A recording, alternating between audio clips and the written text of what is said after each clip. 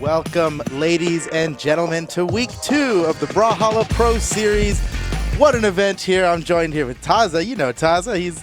Taza, you're the man. Thank you so much for being on stream here with us. Well, all thanks to you for being able to bring it out to me. I've been so excited about the Pro Series. Last week was phenomenal. I'm so excited for the crew battles that are going to be happening today. I'm wondering if a lot of teams have been really dominant in their first showing for the first week, and now I'm ready for some upsets. Let's go in. I know all these teams have it in them. It's like, sure, maybe it looked like how it was supposed to, but this week I am so excited for things to go. Yeah, that's an important point to bring up because yes, every team went 2-0 or 0-2. We didn't have any one team won in a crew battle and won and didn't win the 2v2 rotation. But the matches were extremely close, and even though it looks like these teams are stacked in one direction or the other, like you said, they all have it in them. These are all the best players in North America for Brawlhalla, and they are all entirely capable of winning this. And I agree. I'm ready for some upsets today. I think we might get some. Yes. But, all the fans out there have their own teams, and we're not trying to knock your teams down or anything. But I think Orange team, let's go orange, blue, pink, and red. Come on. Yes. Well, and we could talk a little bit about, for those that did get to see it live, some of the results that came in from last week, right? So the first matchup that we had in the 1v1 crew battles was black team versus orange team. Ended up being 9-5. 9-5. Yeah. We didn't see Boomy play. Remy came out first. He went positive. And then Sandstorm came out and cleaned up. Yeah, Sandstorm kind of alluding to what Wrenched would do later on in the day. We'll get there, but Sandstorm definitely was just kind of like, boom, you're not playing for this one. It's a cool element of crew battles because you can save your heavy hitter for the last bit if you need him, or you can start off the crew battle with it, depending on who you think you're matching up against. I think that largely comes down to a team strategy, and that's what's so fun about this new team format we've got going on in the Pro Series. I get the feeling that maybe black team will start with Boomy this time after saving Boomy for the anchor last time. I'm guessing that maybe they're going to have Sandstorm be the anchor, and Boomy's probably itching to get out there and pull off a Wrenched, right? Right, absolutely. I think that's what he wants. And then there's the other side where it's just maybe they just start with Sandstorm so that Remy and Boomy can have a break. Right, that could also be potential, depending on how confident they are going into it. Because sometimes there's strategy, and other times they're just they have things that they're preparing that maybe they don't want to show yet. So maybe they'll do what they want to do. Maybe they'll do what they think they need to do to win. Who knows what's going on in their heads? Maybe we'll get a chance to talk to them next week and then their opponents, learn some of the things that were going through their head. And the orange team, Double Dime, Blood Diamond, and Santi. Yes, they're going to be fighting up against, I believe, the white team today. They'll be going up against the white team, Faison, Isidru, and Cody Travis. That's going to be happening game 1 here today. Blood Diamond, Double Diamond, Santi, the orange team, versus Isidru, Faison, and Cody Travis, the white team. That's our first match of the day, and definitely going to be an exciting one. I think it's going to be kind of close. They were pulling out some crazy legend picks that we don't usually see them use. Like they were just starting to surface, I believe. Because I think, was that the team that picked out, what was Double Diamond playing? I can't remember off the top of my head. But Kaya. That's right. Yeah. And other teams were selecting legends that previously we didn't saw a lot, but I guess because gauntlets and katars are becoming so popular, Caspian has now been a pick that's being favored. Yeah. I've been noticing that players are favoring weapon combinations over legends recently. Possibly. Boomy did the Nyx pick, for example, because he plays Scythe and Oh, Guns. yeah. So he just combined them. That was kind of out of nowhere. Yeah. Fun, though. Another thing is this week Thor is tournament legal. So maybe we see some Thor picks coming out. Yeah, Thor, the newest legend, Hammer, Orb legend. I know Red Team brought out Orb with Fate, and I think that was it. I don't think we saw any Dusk. No, good point. Yeah, you're right. LDZ and Egg Soup, they both use Fate for doubles. Right. That's the red team. So we did get a chance to see that. Red team, they went 2-1 in that in the 2v2 rotations last week. It was pretty close up until game 3. Then it kind of ran away from. It's this is the red team that we saw in the week. Also last week we had a green team face off against blue team, where green team equally as dominant as black team in their previous matchup. Yes. That's Noel, SCTP Wilson, and iThrow. And it's understandable because two names that you see there already are like these are people that have won tournaments in 1v1s more than once. They're huge names. Yeah, Wilson and Noel really consistent in the tournaments. Wilson, especially online, Yes. has been super dominant. He's won 3 different seasonal championships. You know those $20,000 tournaments we do? Well, last year there were 15,000. Yeah. Brawlhalla Esports, growing all the time. He's dominant, especially online. And now we're seeing him start to bring that into LANs where, you know, at DreamHack Austin, I think he got 3rd place at DreamHack Austin or 4th place. And then recently at Final Round, he got 3rd place. Yeah. 3rd place and 1 hit away from taking down Boomy and moving on to Grand Finals. One tiny And that was so close. And it would have been against everybody's predictions. I know, heck, when Boomy and I had the podcast, we did like a little prediction segment. A lot of people were like estimating who they were expecting to see in top 8. Wilson was in nobody's top 3. Wow. Nobody. Yeah. And it was one of those things where everybody said the same thing you did. It's like, amazing online player, really good player in general, lands. Well, he even talks about it himself, Yes. SCTP Wilson, in his performance at LANs. He's like, I don't know what it is. It's just not my zone. You know, he's not comfortable. There's noise out there, and we do have noise canceling headsets, but sometimes, you know, there's other stages going on with big stuff nearby, and sometimes you just can't. You got to deal with extra distractions at LANs, but he's starting to overcome. Now he's just amazing overall. Now he's just a beast. So and then I get ready for Wilson to climb up the power ranks. Doing really well in doubles, and that's what makes the green team, I think, so scary, is that he's shown that he's versatile with a lot of different teammates. Sometimes he has to switch depending on who's available at what LAN. Yeah. And he's just there to be like, if Noel Wilson can't do the 1v1s, I'm still good at 1v1s and then 2s, so I got you covered.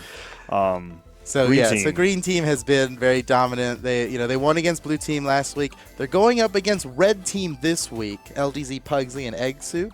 And by all means, the wild cards. What can you say about the red team? Right, they lost pretty hard in their last crew battle. That they did. That's a fact.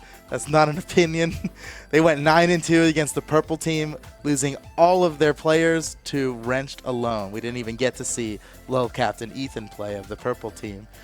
So red team, this is their redemption right here. Yes. They did a lot better in the 2v2s last week compared to the crew battles, but it's crew battle time again, and they're going to be looking to prove everyone wrong and defy expectations, right? Because, well, I don't think anybody's expecting a lot from them this round, and I'm sure they're ready. Well, and that's what's so terrifying going up against them, because it's not like it's just random players, right? It's Pugsy. Pugsy was dominant for years. 2-time world champ. And you can almost look at them sequentially as like this was once the best player and still really good, right? Egg Soup, then Pugsy, then LDZ, all stacking on top of each other, really great friends, really good at the game in general.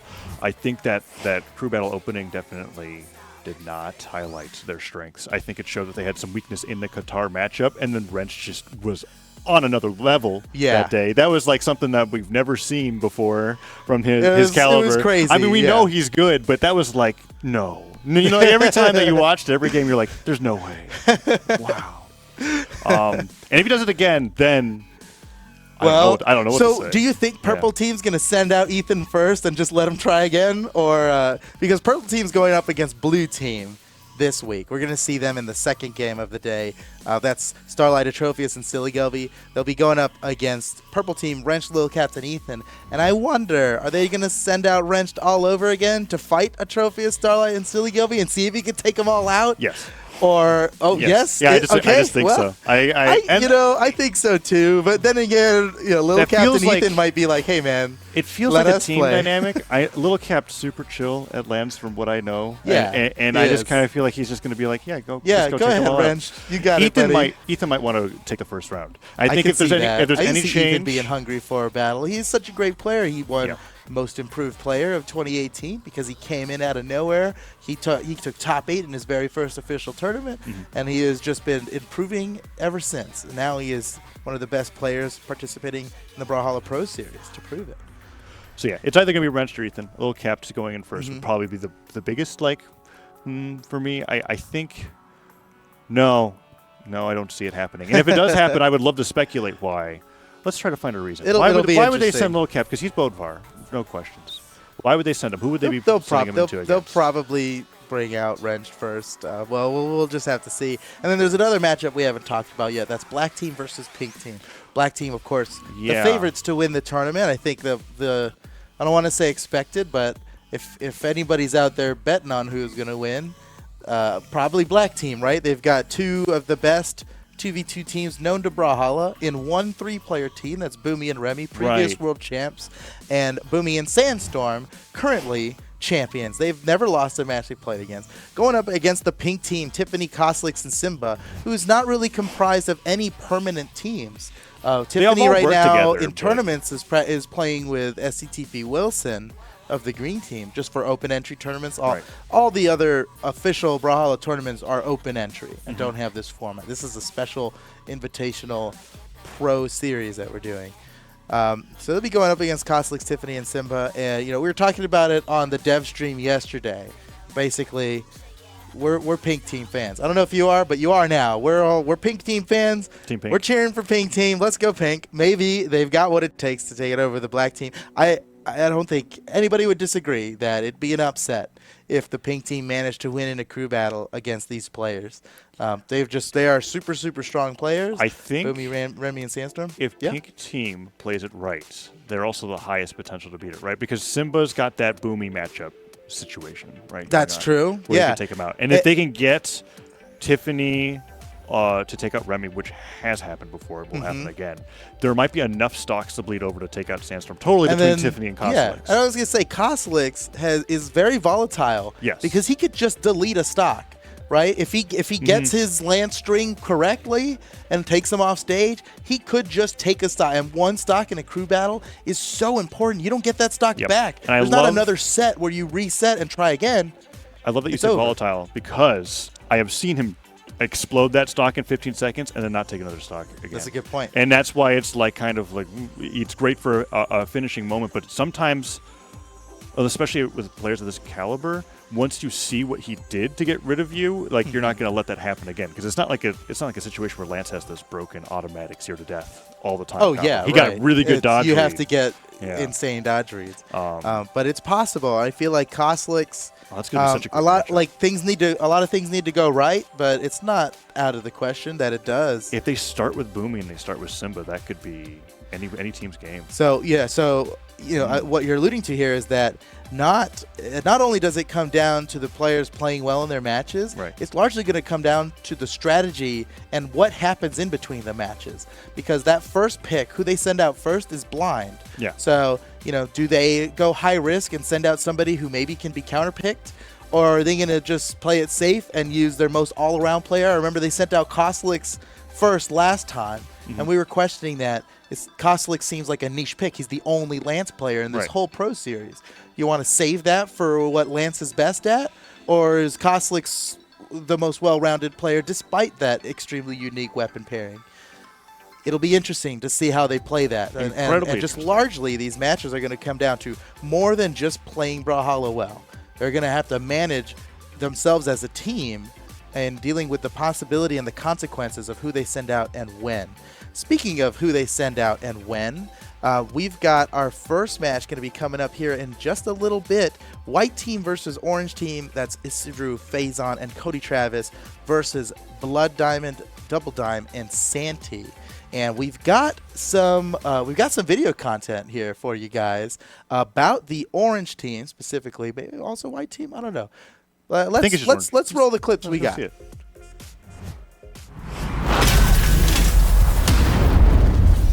Blood Diamond, Double Diamond, Santee.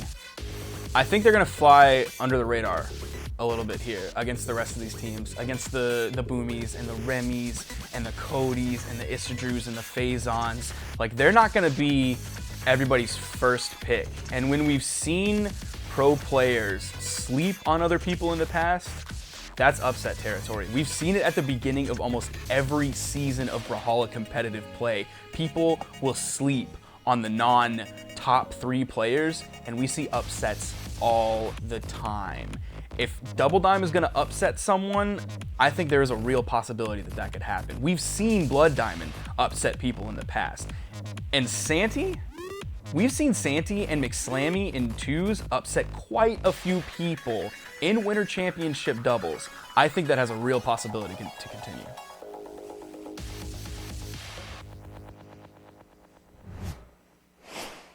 Welcome back. That was some insightful stuff there from Sparky. Thank you for that. And I like that the video highlighted a little bit of Double Dime too, because that was the kind of the hook for this matchup that I was seeing. Is that what I've noticed with Cody Travis and his performances is that he has been phenomenal at destroying Lance players. And that happened with Kosalix, right, when we saw the matchup earlier. Mm-hmm. And I noticed that this has been happening consistently when people counterpicked like Braxton him or whatever. He would use Bros and Neutral Sig and just catch them out of the recovery. They'd die in orange all the time. And I think the name of the game for this matchup between White Team and Orange Team is if they can get Double Dime to avoid having to go straight into Cody Travis. If Double Dime decides to use Lance. Because he has a history of using That's a good point. Yeah, I love that dynamic here in the Pro Series. You know, who are they going to send out first? What's going to work for them? And that Orange team you just learned everything about. Going to be going up against the White team, Isidru Faison and Cody Travis.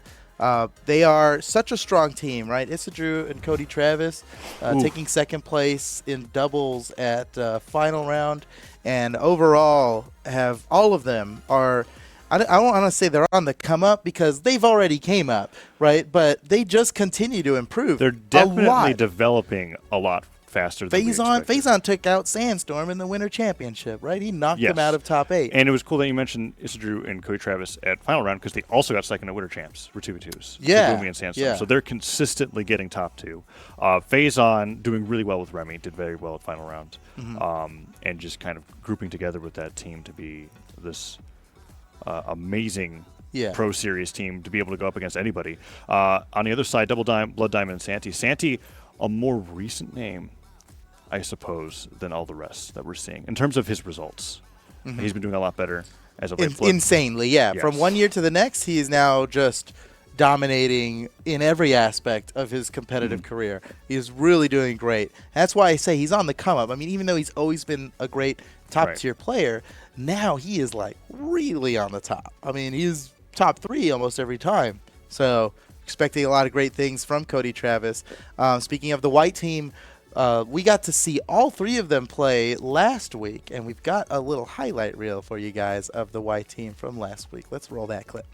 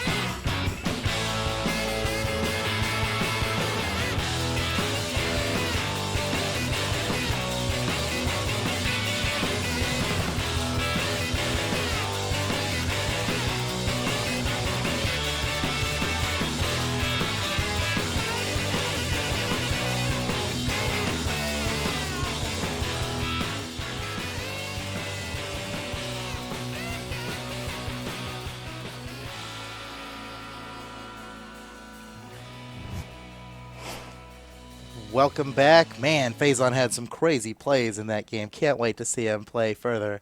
So, without further ado, let's check out who they're going to send out first from each team. Let's take a look.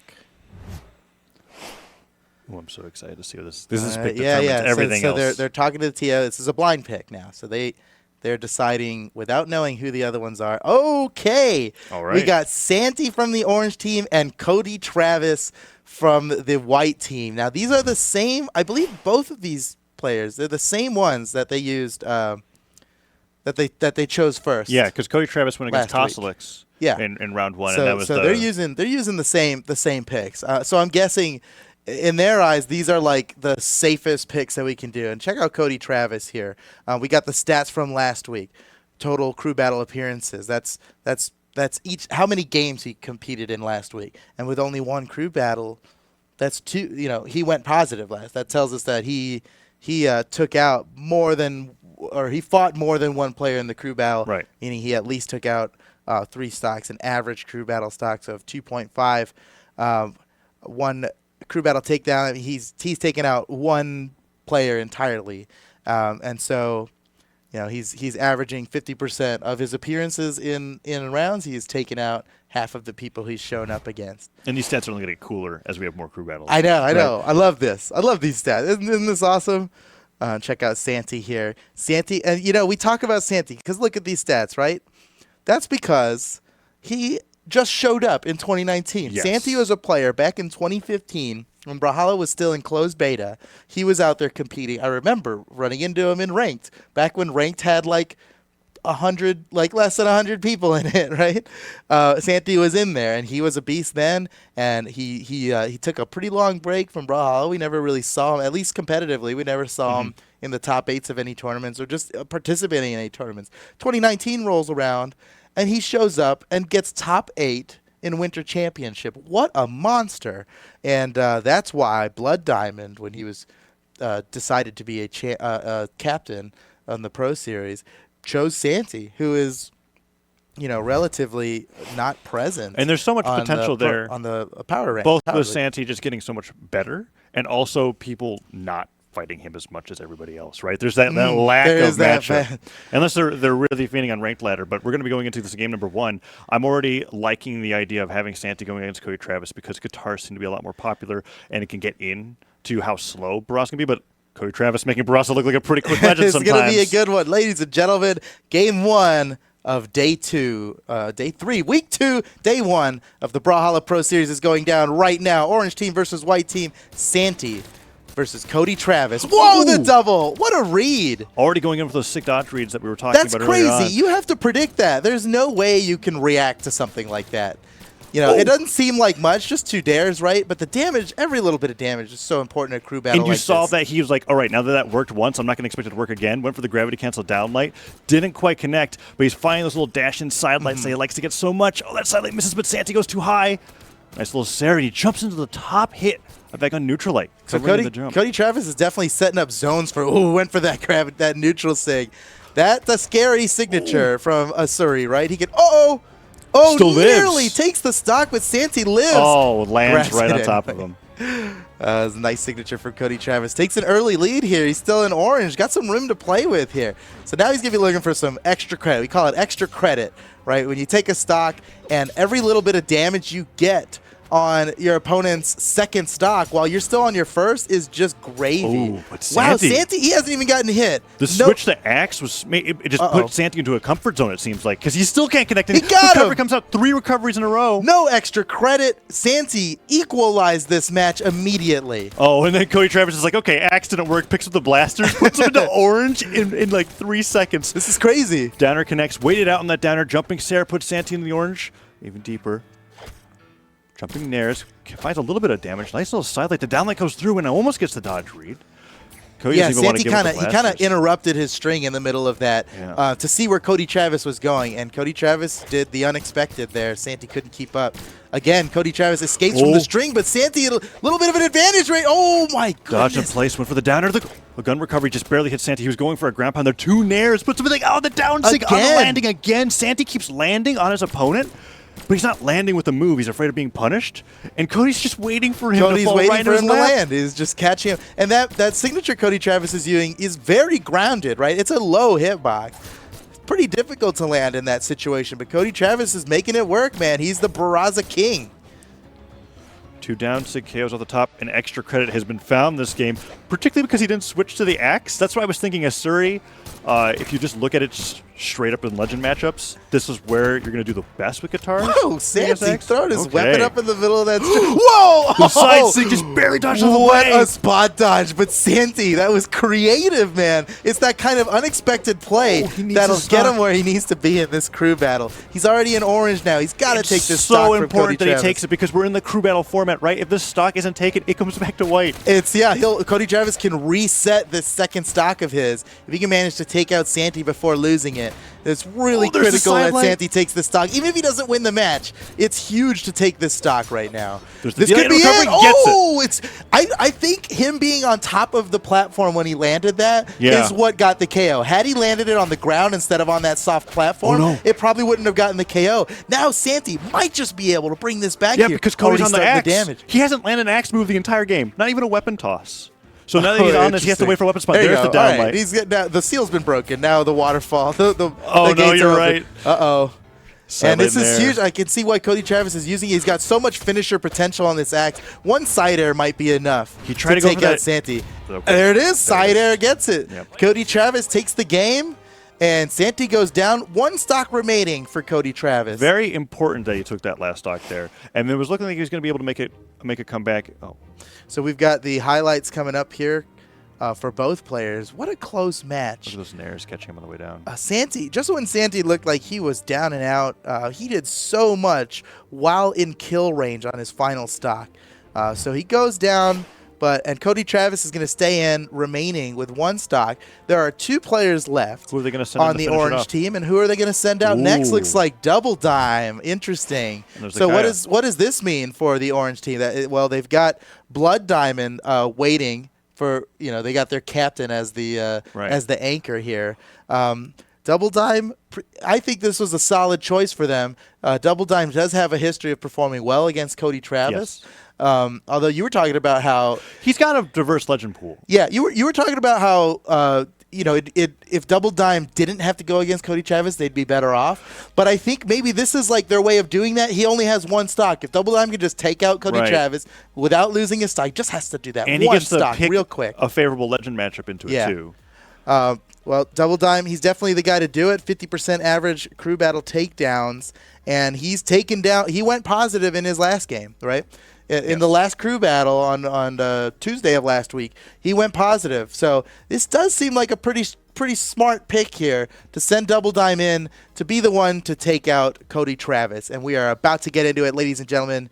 Game 2 of this crew battle. Cody Travis with his one remaining stock of the previous match going up against Double Dime, the Kaya main. I think the only Kaya really in this Pro Series. See if he can take out Cody Travis. Ooh, Cody without finding losing all a these stock. downers. A down line to Wow, the down what sig. a read. He knew he was coming in there. He just waited for it. Okay. Kaya, thankfully, a little bit Oh, tankier. no. Cody Travis really running away with it here. Nice dodge. He jumped over that without using any iframes and got the punish. Double Dime. Looking for an opportunity. Oh, jeez. Tries to go for that neutral air after the recovery. Doesn't connect. Oh, that Wow. neutral sig was the right idea. That Falling was Sarah. that was really well placed. It didn't work out. Double Dime avoided it, but holy cow. That would have definitely gotten the KO. Oh, no. Double Dime survives the recovery, maybe due to... Neutral sig hits. Ooh. Cody Travis goes positive now. Doesn't matter who Cody Travis is against. He seems to, like, with these Barasa signatures, he's just like, I know you're going this way, so I'm going Yeah. to cover you with this way, whether it's landings or jumps. Double Dime has an opportunity to be able just to take the stock, only lose one, and then have a He's chance to make up absolutely for got to it. take it right now. And Cody Travis looking for the upset here. Deep in red on his final stock. He could possibly take out 5 stocks from the orange team. That would be huge for white team. Nair connects. We see him just waiting to get the No proper weapon read. now. Double Yeah. Dime. This is the time to strike. Oh, but Cody Travis with a perfect spot Cody. dodge. Deals out even more Sidelight damage. Nair. Oh, no. Double Dime's in dangerous Just a territory downlight. here. Double Dime was expecting the downer, but the downlight puts him in the orange. Oh, Another sidelight no. there. Goes for the recovery. Double Dime doesn't have a weapon. It spawns, but he's going to deny it. Oh, the neutral sig goes around. Okay. Off the side. He's still Still not got to dead. finish him off. Cody uses his dodge. And He went Double for the Dime haymaker. Ah! dashes just a little too far. Okay. Cody Travis avoids He gets it. Finally, the stock is taken. Wipe the sweat off your I brow, know. right? Double Dime nearly losing a second stock in that match here. But this is good. Now Double Dime is he's got 2 stocks remaining. That's okay. He can take out some of these players with 2 stocks remaining.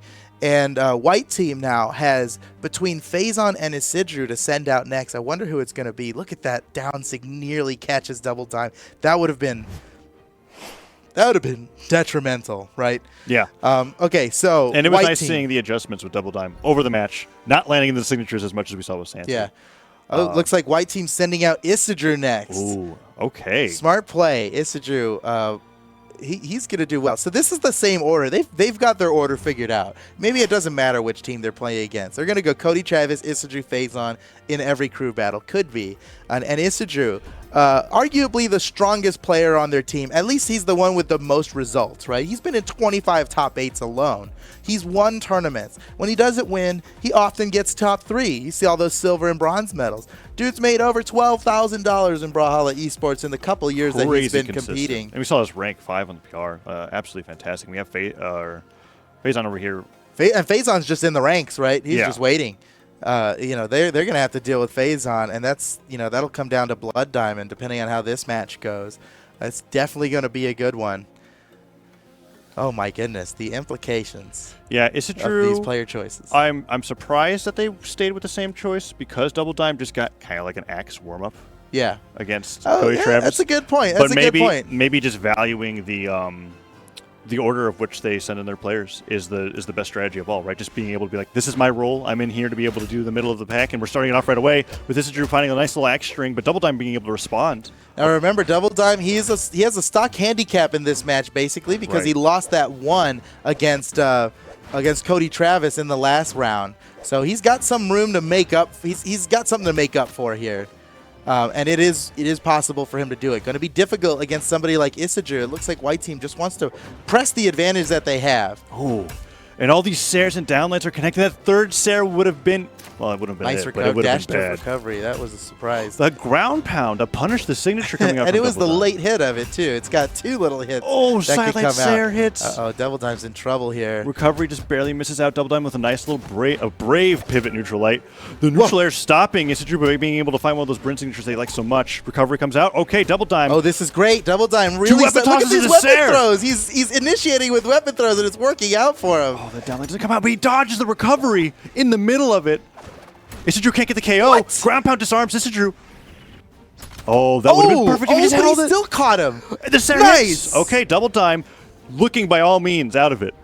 Found that spear, started changing up the play style, took the first stock, evens up the stocks in the crew battle here. It's great that he equalized the stocks, but there's still some room to make up for here. Ooh. Oh, no, and just like that, the advantage remains constant now. Double Dime's got to take out 2 stocks from Isidru, and he is fresh on that second stock there. Double Dime definitely the type of the guy that can get it done. He is such a good player out here in the Pro Series. Ooh. Can he get it done against Isidru? We're just going to have to find out right now. Nice read! Ooh, you'd think that he'd go with the downlight that's so common after the sidelight with Spear. Right. But he jumped. He knew exactly what Isidru wanted to do. Very smart play by Double Dime. Okay, there's that down air. I was going to say, Double Dime was also playing around Isidru's anti-airs with the downlights. And he's noticing all these sidelights are being put out, trying to read Double Dime's landings. Okay. Whoa, Isidru, kind of a Hail Mary with that gravity cancel side sig. Ooh. But now Isidru's playing around the spear weapon tosses. Double Dime was throwing it downwards, trying to get some unarmed damage. It's how he was able to turn around last stock, but Isidru's not letting it happen. Recovery goes high. Hits him at Sair out of his dash jump. Ooh, good one. Nice Double shot. Dime's looking for a quick KO here because he's already in orange. He really just can't afford this damage. Oh. No! Oh, barely! Double Dime! But the Oh, ground and pound will do Isidru it. cleans it up. Now white team has a 2-stock advantage. That is So tough to come Blood back from. Diamond is ace in the hole here. Very end. Yeah, Blood Diamond's got to take out 5 stocks on his own. And he's gonna have to do it against 2 of the best 1v1 players in the world, Isidru and Phazon. Yeah, we've seen the It's replay not here. going to be easy. It was a crazy battle of adaptation between both players, and I think if the stocks were even, it would have amounted to being something really close. But that's another thing with crew battles, is like you have to adapt and then continue being a step ahead of your opponent with the stock deficit. It gets really difficult.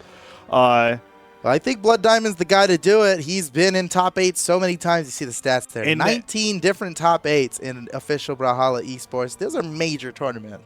There's Yes. thousands of competitors in each of those. That rank 27, that's overall. You got to remember that. That also includes Europe players as well. Oh, yeah. This is the North American Pro Series.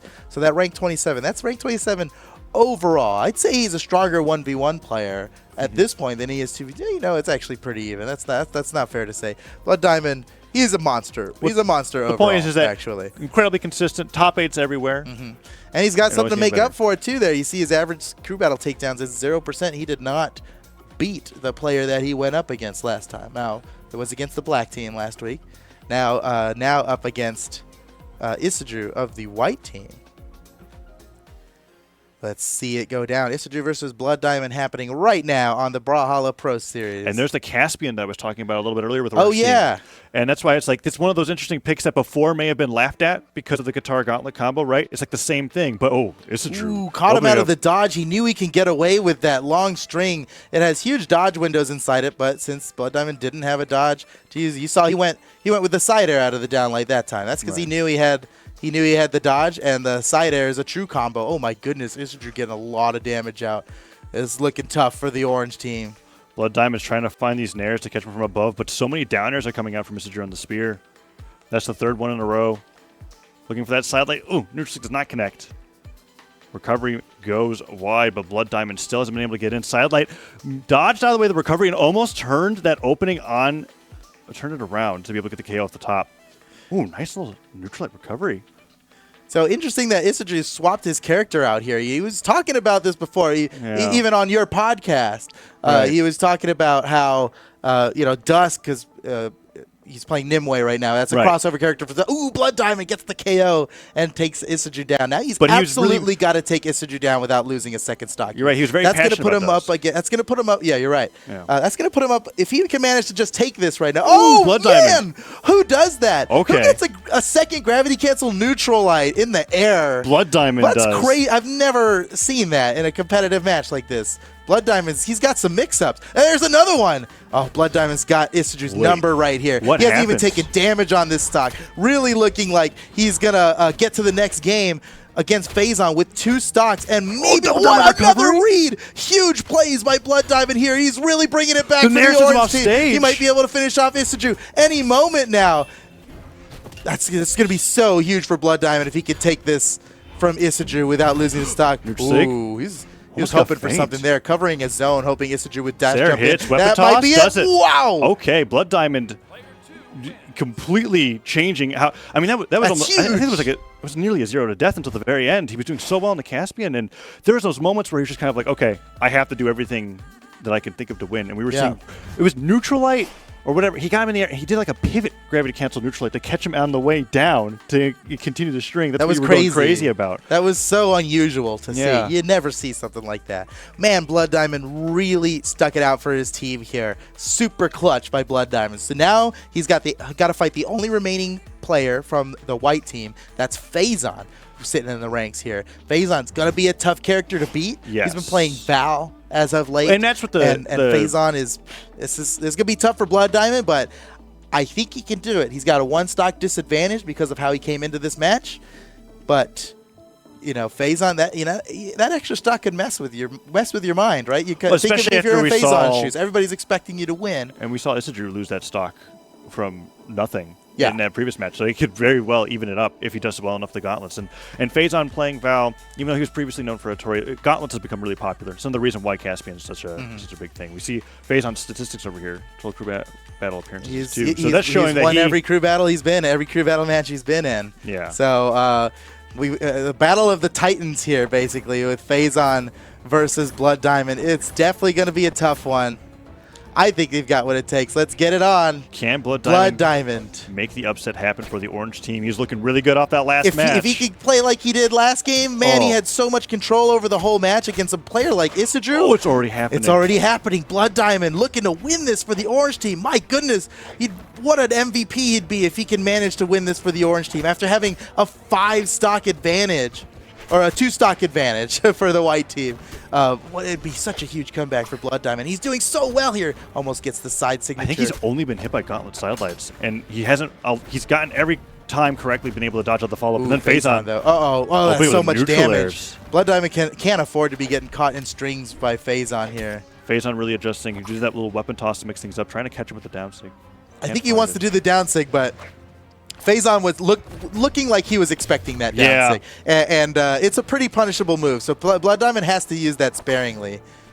Instead, he's opting to use the side signature. Harder to land, but a lot safer to use.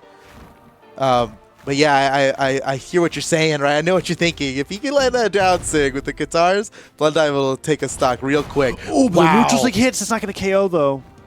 There's a little bit of a spike property, so it hits him off the stage. Oh, ooh, scary. Scary for both of them, because Blood Diamond's, with gauntlets, he's got that neutral air. Oh, man! Faison gets it instead. Nice dodge by Blood Diamond, but it's not enough to get back to the stage. He falls down to his final stock for himself and for the orange team, but he can take off Faison's stock right here, and just like he did with Isidru, right? Looked really bad that first stock. It's got to be a huge comeback. Oh, but Faison already fighting with a nice little neutral air, down air string. And now Faison with the advantage. You see, he can play differently now. He doesn't have to take any unnecessary risks. He knows Blood Diamond wants to take this. So he's desperate for a KO here. Oh, the down air! Faison getting the reads. And Faison's looking like he wants to close it up with this air. Hits him into the stage. Doesn't get the jumps back. Okay, it's all up to this stock for Blood Diamond. It's the final stock for his team here. And he's in orange fighting a fresh 2-stock Faison. Going to be difficult. He's got to deny the weapons. He's got what it takes, though. He can get this done. Trying to find a neutral light. Silent does not connect. Faison just putting out nairs and end lights unarmed, trying to catch Blood Diamond, doing a little dash jump in a place where he shouldn't be. Both players really hesitant to be able to start something. There it is. Weapon toss to the neutral light. Oh! Recovery does not connect, and he tries to go for the follow-up. Blood Diamond tried to go to the same. He's going for these forward-throwing weapon tosses. He's initiating with the weapon throw, but he's not able to get in there quickly enough to follow up on it. Faison doing a great job of avoiding it. One hit away from victory. White team about to get it. Can Blood Diamond keep it up? Oh, no. Oh, he's still alive. He avoids the killing blow with a down air. Blood Diamond's crazy, but there it is. White team takes the victory thanks to Faison in the final round against Orange team, against Blood Diamond. What a game. What a game. Blood Diamond doing really well in the Caspian there, but Faison just showing how strong that Val pick really is. He got a lot done with the Val, which is kind of a new pick for him. I mean, we've been seeing it for a long time now, but Gauntlets have Faison, been he's gone through a few different characters. Flavor of the season, I guess. I'm trying to think, because it's not exactly Blood. Yeah, we've been seeing because they're Blood Diamond with the Caspian pick. Faison definitely favoring the Val. Congratulations to the white team taking it out over the orange team in the first game of today's Pro Series. Man, that was crazy. I think that puts white team now at 3-0 in the whole series, and great advantage for them to be in. Absolutely. They had to fight for it, though. That was a great match, and holy cow, only Blood 2 stocks Diamond were left for the white team by the end. Yeah. Well, Blood Diamond went positive despite not taking the final stock there to finish them off. They didn't win the game, but they won our hearts. Blood Diamond and the orange team really did a lot there. Man, it was looking like it was a rough start for them. Really difficult to come back from a 2-stock advantage like that. But they really stuck it out. Blood Diamond nearly got it. I'm sure we'll see more from them in I was scared. Next stream that's happening on Thursday with the 2v2 rotations with the same matchups. I'm sorry, what were you going to say? I was scared that we were going to see another 9-5. And I was like, it was looking like that, right? Because not quite a 9-5. Not quite a 9-5. It was much closer than that. Blood Diamond's Caspian looks fantastic. I can't wait to see more of it. But that's going to be it. I think white team did very well. Faison, incredible on the Val, takes it 9 stocks to 7. And closest crew battle we've had, I think. Yes, it was. I think they're only going to get closer as teams get more adept. Right, because week 1 we start with the seats farthest away from each other. Now we're a little closer. Week 3 will be the closest teams. Right. But still got some excellent action for you guys coming up here. Our next matchup, we've got the purple team coming out. That is Little Cat teaming up with Wrenched and Ethan. And they're going to be going up against the blue team. That's Starlight, Atrophius, and Silly Goby. Look at these guys ready to fight.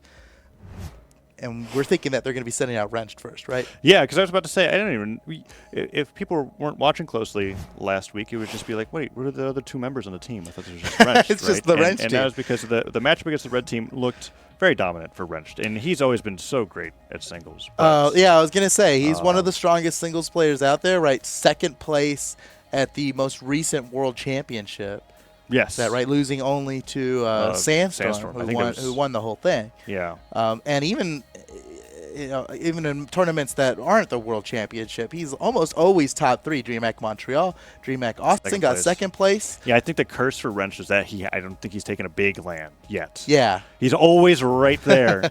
And 2019, it is looking like it will be his year. We see it right there. Look at all these top 8s, 2 silver medals, 3 bronze medals, no golds yet. Nearly $14,000 in earnings, though. Those top 3s and top 8s he's getting are still valuable. Oh, they're adding up. They're adding up. And this could be the year where he takes not only one but several. Yeah. Right? Now look at this. He is the only player with these crew battle stats right here. I'm looking forward Total to crew battle appearances 3. What? How do you do that in one crew battle? Well, by taking out all 3 players. It's the only way you could do that. Yeah, 100%. That crew battle stock takedowns. Statistic is a little ridiculous. That's a little ridiculous. Yeah. By far the highest we're going to see here. I wonder what Little Caps looks like. No. Oh no, we don't want to see that. Yeah, we don't want.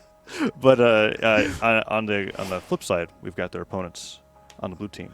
Blue team. So we've got in the blue team Starlight, Atrophius, and Silly Goby coming out here. And I am really not sure who they're going to send out first. My guess would be Atrophius. Yeah. Just to start strong, he is like really a very strong 1v1 player. Lots of experience. Despite having only 3 top 8s, you see his overall rank being 31. That's super high for 3 top 8s, right? That's because he really makes them count. And he has consistently been when he's not top 8, we don't have like top 12 or top 32 written here, but yeah, there's a lot of ninth when he's place. when he's not top 8, he is just below top 8. And something to be said about blue team is that Atrophius, Starlight, Silly Goby, they're all players that you might not necessarily expect to see in top 8s and 1v1s, and that's because they're killing in the 2s scenes, right? They've kind of got this element of like, there's some of the strongest team partners that exist. I want to say that blue team is one of the stronger 2v2 teams that we have out here. All of them together. 32, we just got word. 32 top 32s for Atrophius. That's a lot. That's a lot of top 32s. And a lot of those top 32s, I imagine, are on the higher end of top 32. You could have a top 32 bracket filled with Atrophius' names for each one of top 32s that he got. And it would be perfect. That's how many times that he's made it. All right, and we've got the blue team, Atrophius, Starlight, and Silly Goby. They'll be coming out. Let's take a look. We got a little bit of footage here for the blue team. Let's check out what we got. As for Starlight, Atrophius, and Silly Goby, I mean, we've seen Goby grow a lot over a very, very short time. He's learned a lot in 2s. I think he's learned a lot in 1s. And I think one of the most important things he brings to the team is a willingness to learn. Like, in his pre-show interview before final round, he talked a lot about learning and how he needs to focus on his weaknesses and how when he practices, he wants to practice the things that he's bad at. And I think that's a really smart way of looking at everything because he knows that he has weaknesses. He doesn't have this huge head on his shoulders saying, I'm the best, I'm better than everyone else out there. And I think that he's not grown a lot and stopped growing. Like, he's continuing to grow so much as a player, and we've already seen him perform at such a high level. The fact that he still has such a willingness to learn, I think he's going to learn a lot from Starlight and Atrophius, both players who have been around at the top level for definitely a longer time than Silly Goby has. Like, they're veterans of this scene, and I think they bring an experience to the table that is going to solidify them as a top team, and also they're going to help Silly Goby catch up in terms of raw experience and raw time spent in this game, probably quicker than a lot of other players out there.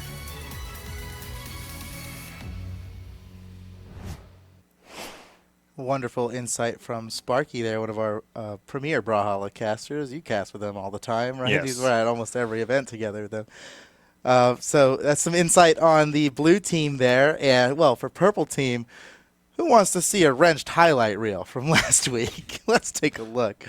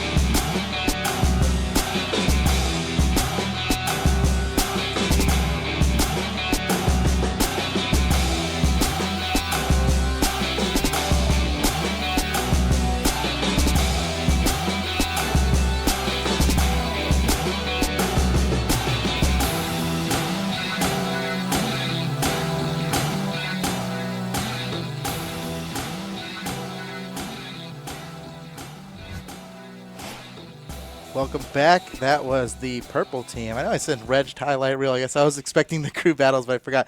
We had a whole 2v2 rotation that happened on Thursday. And there was still a considerable amount of wrench to see in those team combos. We saw towards the end, like wrench down seeing one opponent and then comboing into Little Cap on the way back up. I was going to say, Wrenched and Little Cap had some great synergy in the 2v2 rotations. All right, so without further ado, let's see who's going to be coming out first. You know, we were talking about the purple team sending out Wrench. Are they going to send out Wrenched again and just let them loose, try to take out another 3 stocks? Ooh. Oh, that purple team sending out Lil Cap That first. was the player that we both were like, that's not going to happen. Yeah. That's really interesting. Interesting. And blue team going with Starlight first. That's cool. And what's notable about this is that you said it's blind, right? So they don't know who the opponent's sending in first. Yeah. So they may have sent Starlight in being like, okay, you need to deal with Wrenched. Yeah, that easily could have been the situation. We were talking about that. Looks like purple team meant to mix up the blue team here, starting off with Little Cap, who is such a competitor and has performed well in the crew battles thus far. Taking 3 stocks out, that's a player right there. On his own, 100% crew battle takedowns. Now going up against Starlight, who is a history player. Look at all those earnings, largely coming from the 2v2 World Championships. He is a 2v2 World Champion. And we touched on that a little bit earlier, too, is like Starlight, while not, and in fact, no, actually, he's been doing way better in 1v1s lately, too. He's been crushing it. He is a veteran player. Yeah. For sure. Yeah. And his 2's performances are amazing. And what's cool about this is that I was thinking Starlight's always been a sword player no matter what. Like, he's played every sword legend, essentially. As long as it has the sword, he can play it. And that's why I was thinking maybe that's why they would want to send him into Wrenched. And now we've got one of the most interesting openings, right? We've got Thunderguard with Little Caps being sent in first from the purple team going in against Starlight. Thunderguard might be a great pick for Little Cap. He's got that center channel to work with, and Hammer being his best weapon has that vertical reversal property. That could prove very useful for Little Cap in this situation. Well, ladies and gentlemen, blue team versus purple team in the Brawlhalla Pro Series happening right now. We got crew battles coming at you live.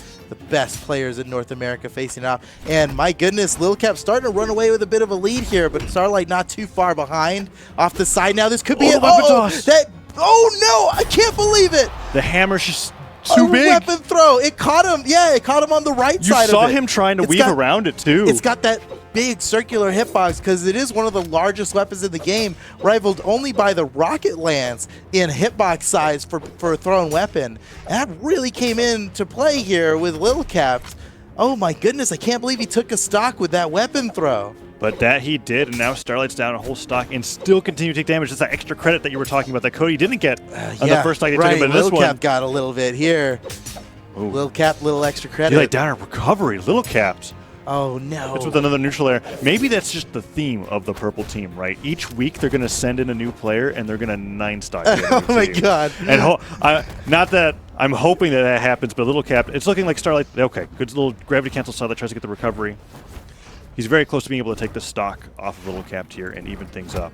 He's taking so much damage, though. He's got to, this is tough for Starlight because obviously he lost that first stock in a way that no one would expect. Nice weapon throw. He went low with it. Starlight's got it. That was a nice play. Starlight, he dodged straight up, and Little Cap just takes him out. That is signature Little Cap right there, right? Stomp in the way and then stomps there again. That's the coach pitch that we're always talking about. Little Cap's.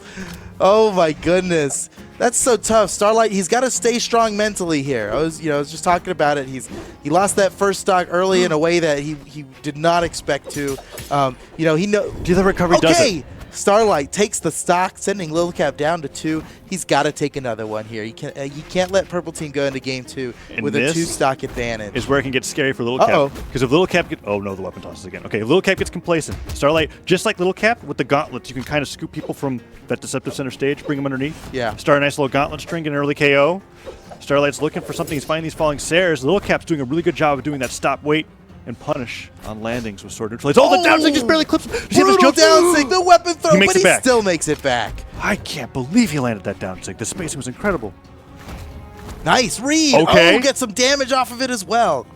Starlight taking this stock will be enough for how the beginning of this match went.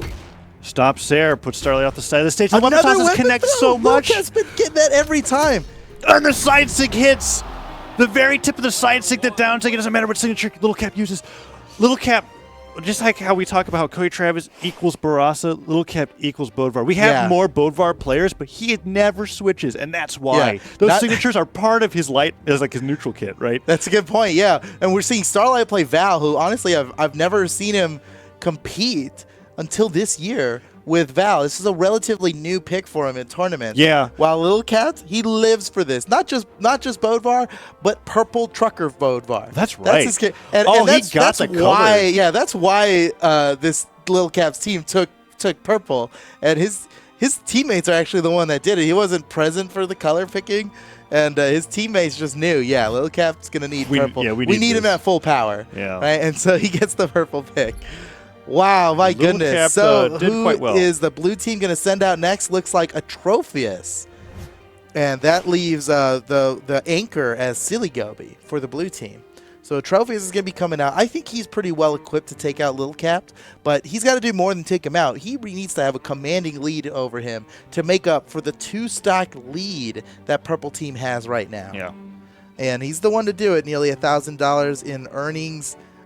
We were talking about it before, not on the screen, but over 32 top 32 appearances for Atrophius, and he was able to take down a player in the last one, so he's no stranger to victory in a crew battle.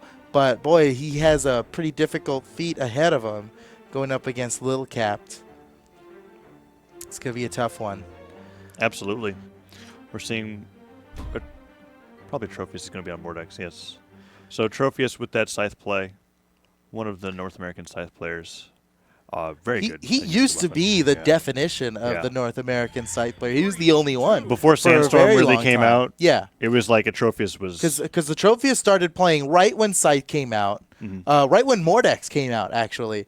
And he's been sticking with Mordex ever since. We've seen him switch here and there, but back to Mordex now for the crew battles. Going up against Lil Capped. Lil Capped has a 1-stock deficit to come back from here because of his performance in the last match.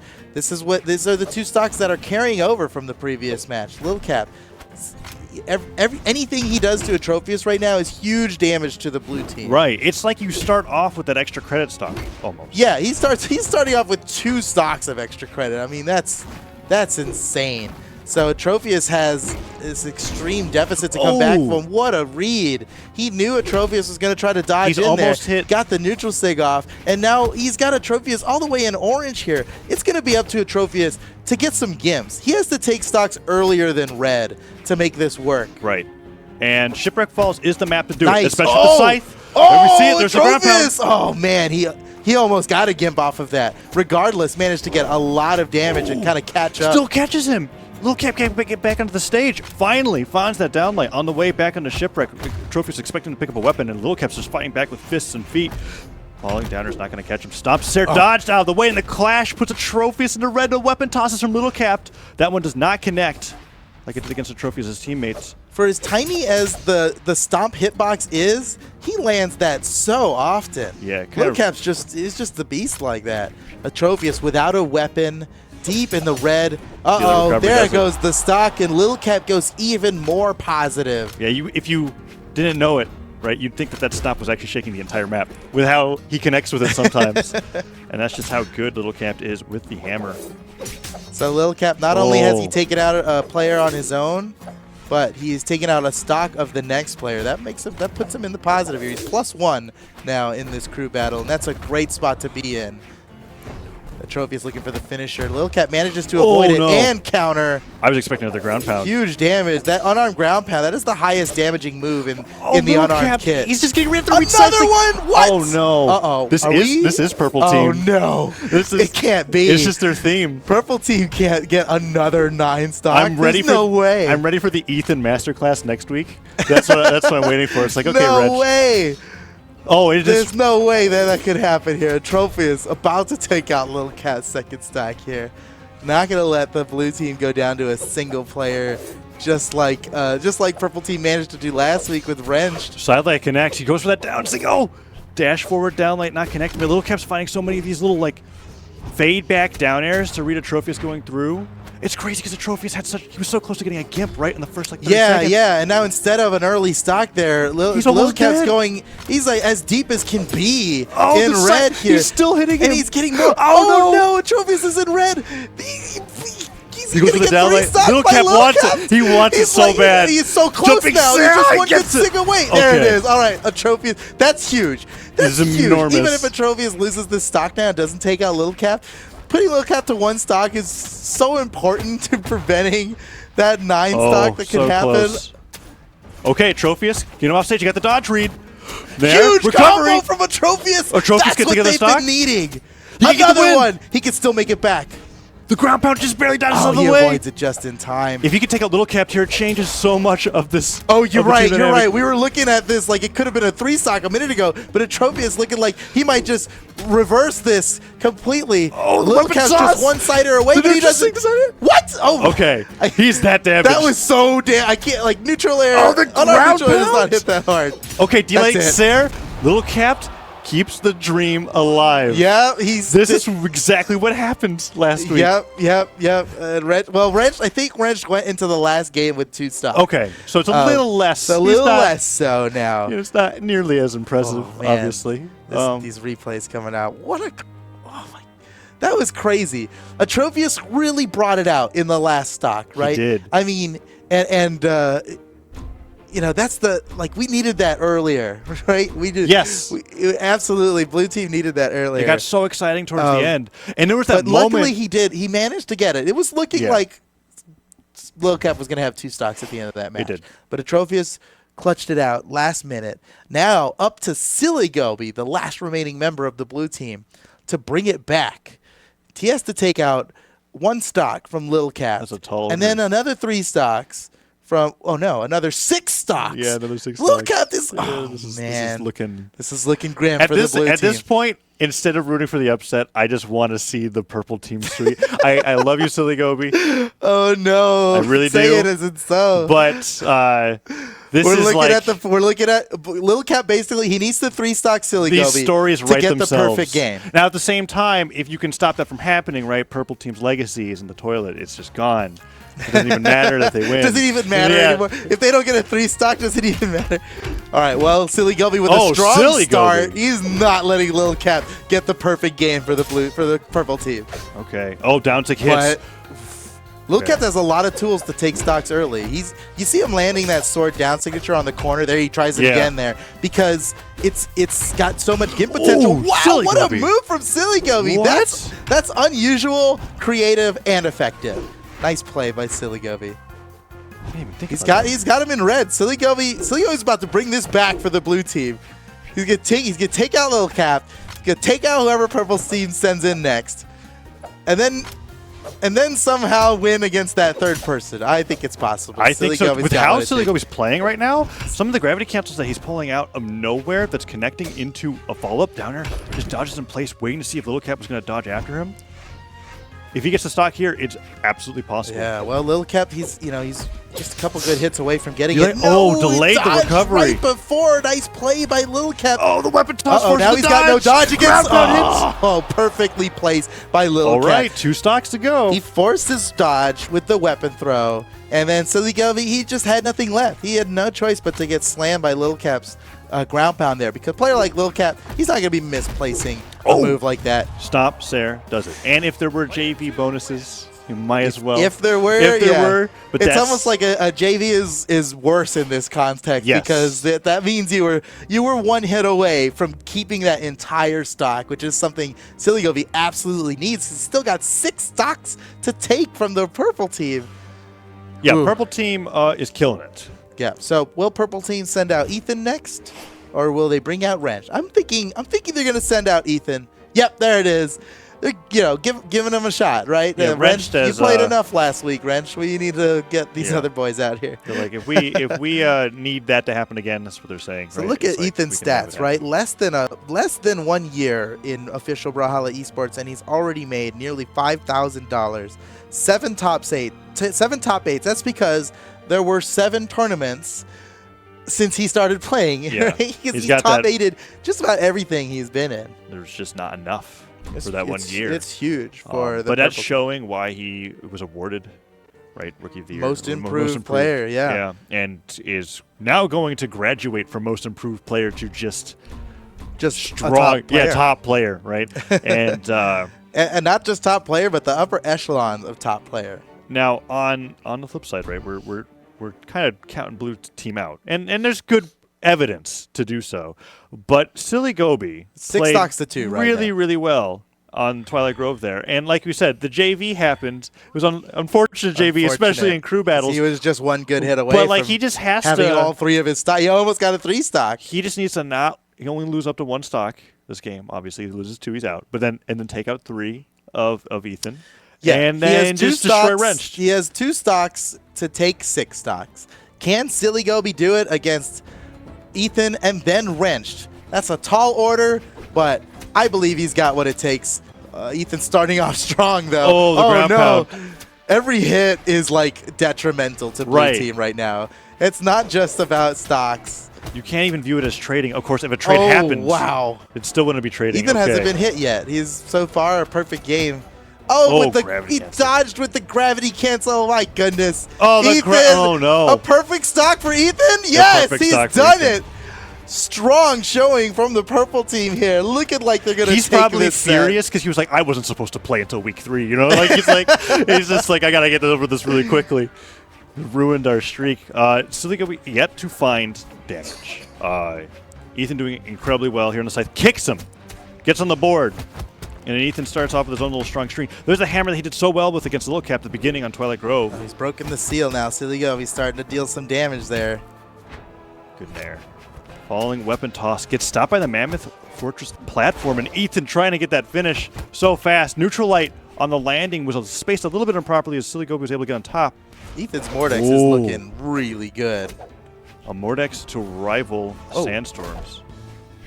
I was gonna say, I didn't want to take anything away from Ethan. Yeah, but looking like some Sandstorm plays out here. Down here comes out, puts him off the side of the stage. Is he going to go for the finisher? Not losing another stock. Oh, Silly gets it. Nice. Finds it down here. All right, that's another stock on the board. Even if Silly Gobi goes down, he's making the final scoreboard look a little bit better. Ethan's looking for eyes. Ooh. He was waiting for that slide kick there. He wants to get the slide kick ground pound, I think. Oh, recovery to get it. Even more optimal. Gravity cancel neutral sig. Nice play. Purple team wins the set. That's another one for the purple team. What were the final stocks? 9-5, right? 9-5. I think so. Yes, because they took 3 + 1. Oh, no. 4. That's 4. Yes. Wow. Well, blue team. It's an improvement. It's an improvement. Blue team got double the stocks, right?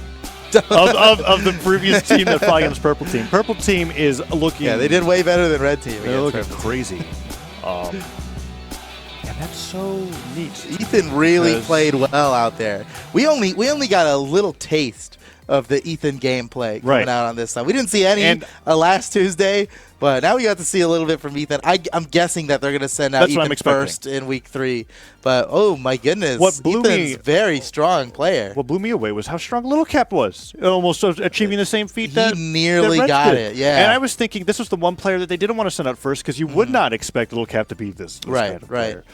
They're really preparing themselves well for this crew battle, and it's so cool because they mixed up blue team with sending out Lil Cap first. Yes. Because could you imagine if Silly Gobi got the chance to counterpick against Lil Cap? Yeah, he performed so well. He performed leagues and bounds beyond his teammates against Lil Cap. Right. He almost took him out perfectly, and that's huge. So despite purple team obviously playing extremely well, very difficult to overcome their gameplay and their skills in They're Brawlhalla. the first team we're really seeing do a strategic approach. But the strategic approach really helped them there. I bet blue team was expecting Wrench to come out again. We were betting. Purple team knew it. Yeah. And instead they sent out Little Cap, who's also clearly capable of taking 9 stocks. It was pretty close. Yeah.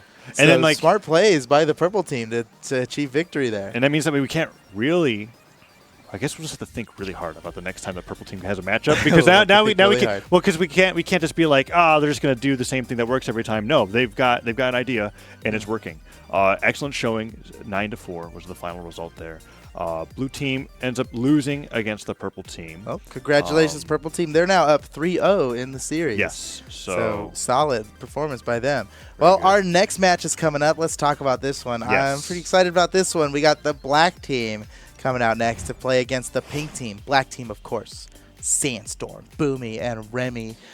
The players that almost don't need any introduction, because if you've been watching, doesn't matter what year you've been watching. We say it time and time again, but these are this is a team that was the best at some point in time, and now they're just all together. It is pretty crazy.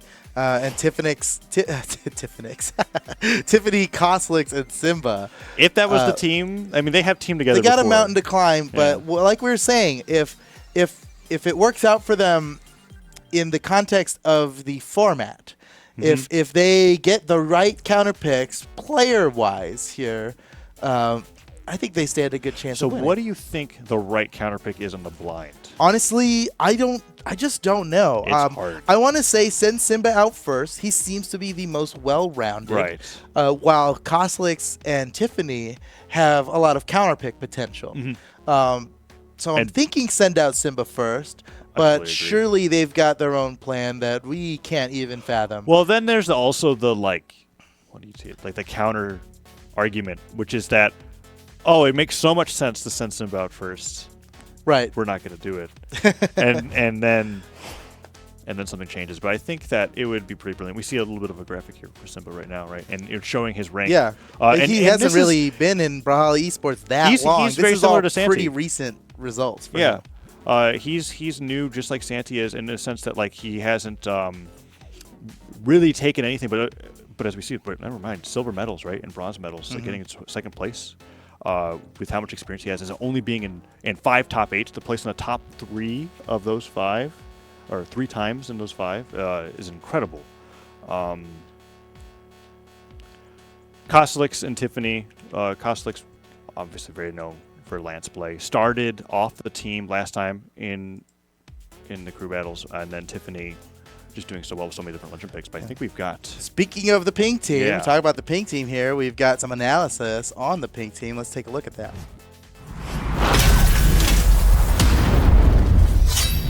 Koslix, Tiffany, and Simba are relatively new bloods on the scene. Kind of didn't break out until 2018, and definitely with Simba, he didn't break out until the second half of 2018.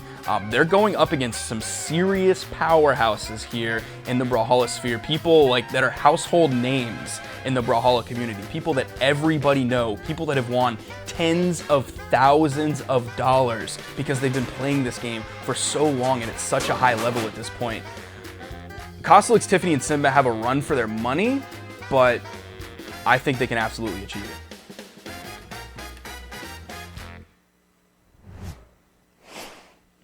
Some insight on the pink team for you guys out there. They're going to be going up against the black team, the powerhouse of this pro series. And we've got some highlights from their previous performance on Thursday in the 2v2 rotations.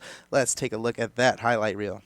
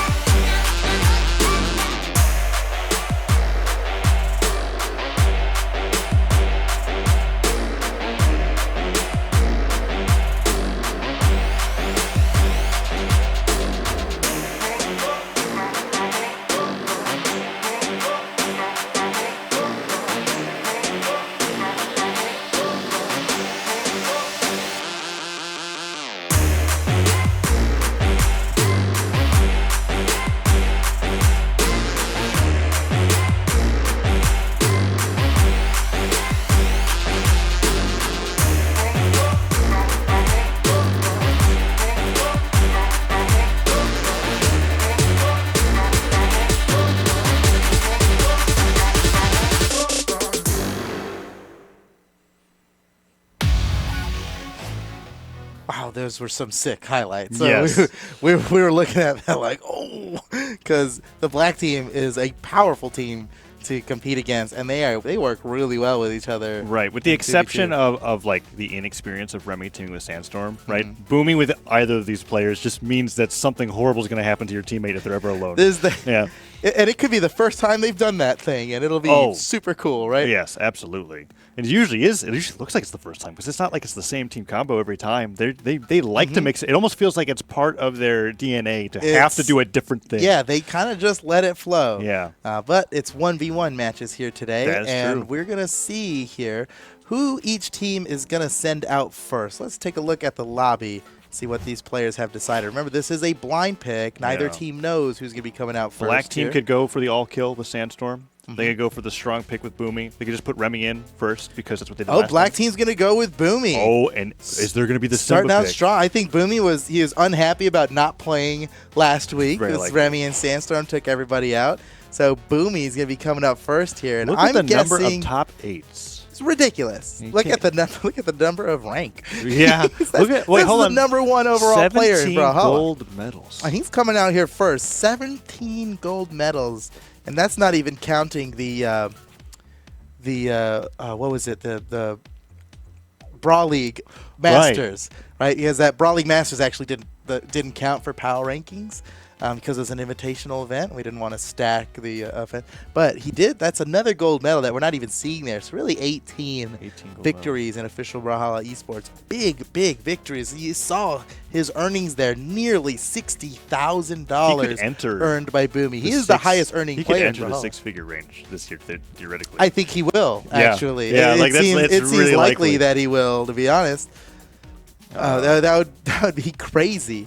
And so Boomy coming out for the black team, and who is the pink team sending out first here? It looks like Tiffany coming out first. Okay. And Tiffany's going to be locking in with Koji. And Tiffany, also very strong player, seen Tiffany a lot in top 8s. Won the Winter Championship. The very first Winter Championship there ever won, Tiffany won that one. And that would just spark Tiffany's career moving forward. And ever since then, we see top 8s, 12 gold medals, silver medals, whatever it is. Well, here we go. Oh, that is the crossover. That's Boomy playing cross. Boomy's going to be playing cross here against Tiffany in the first round. Oh, my goodness. Let's go. Brawlhalla Pro Series going down right now. It's not just cross, right. Hellboy. Because Hellboy's in Brawlhalla. Did you know? Hellboy's in Brawlhalla. Welcome to Brawlhalla. Here he is, opening up the gauntlets and doing pretty well. And you know what? It's kind of, I want to say it's weird because we've never seen Boomy play. Is this a power move by Boomy? Is he like, I can win so hard that I'm using a character I don't often play? I try. Or does he have a strategy here? Because he's actually very good with blasters.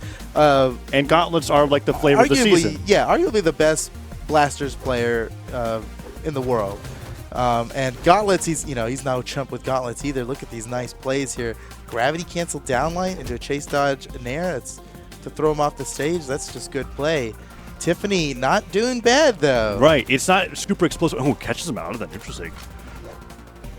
Nice little neutral air. Trying to find these neutralized. Tiffany's doing an incredible job of being able to keep the pace, but the recovery hits. Does not KO just yet. Ground pound easily punished. Tiff tries to get that neutral stick read, and we see that grasping hand. That was crazy. Who does that? He just jumped up and gravity canceled that. He got the dodge, and because it's such a long range move, he was able to catch Tiffany despite how far away he was. Right, and it's like a genius play from Boomy. And it moves in the air because you have a little bit of time of charge, not as much on the ground, but when you gravity cancel, you can charge move slightly. Managed to catch Tiffany out of there, kill her off the top, and now Boomy's starting to get a little bit extra credit, but Tiffany not far from equalizing the stocks here. One good. Ooh, that was almost it. I was expecting the recovery there. I'm wondering that. No. That could not have been an accidental. Right, because he had to be holding down. He went down. Yeah, he was holding down on that one. Tiffany equalizes the stocks, and just in time too. In orange health herself, got a little bit to come back from here. Can't lose the stock yet. All right, Tiffany staying in control. Oh, nearly loses that one. Ooh, interrupted by the neutral light point blank, and Tiffany trying to find more damage. Gets a nice nair. Yeah, she's punishing now. Using the platforms of Miami Dome to go for some slide charges. can't find the last hit with those blasters. Toss them to the sides, pick them up off the bounce. Tiffany nearly equalized the damage here. This is great for the pink team. Oh, down to hits. That's the stock. Takes the stock, and pink team is now in the lead. Ladies and gentlemen, it's happening. And it's all thanks to Tiffany. So something you should look out for here in Boomy's gameplay, especially on a stage like Miami Dome. It's where he really likes to do some ledge cancel dashes. And you'll see him. He'll snap. He'll come up from underneath and snap. And it was that gun down light. Yeah, and he did it. He's trying to do it mid combo. That's crazy because it's a 2-frame window to catch that. It's really so precise and for really a very marginal advantage in movement, right? But Boomy is just that kind of player where massive advantage in style. Huge style points. Ground pound hits. Wait, that's a huge ground pound. It's not enough to take it though. And Boomy fights his way back to the stage. Tiffany once again with the advantage. Boomy manages to make it back yet again with no weapon. Tiffany is trying to do it unarmed. This is so big. If you get a 2-stock lead, that would be so huge.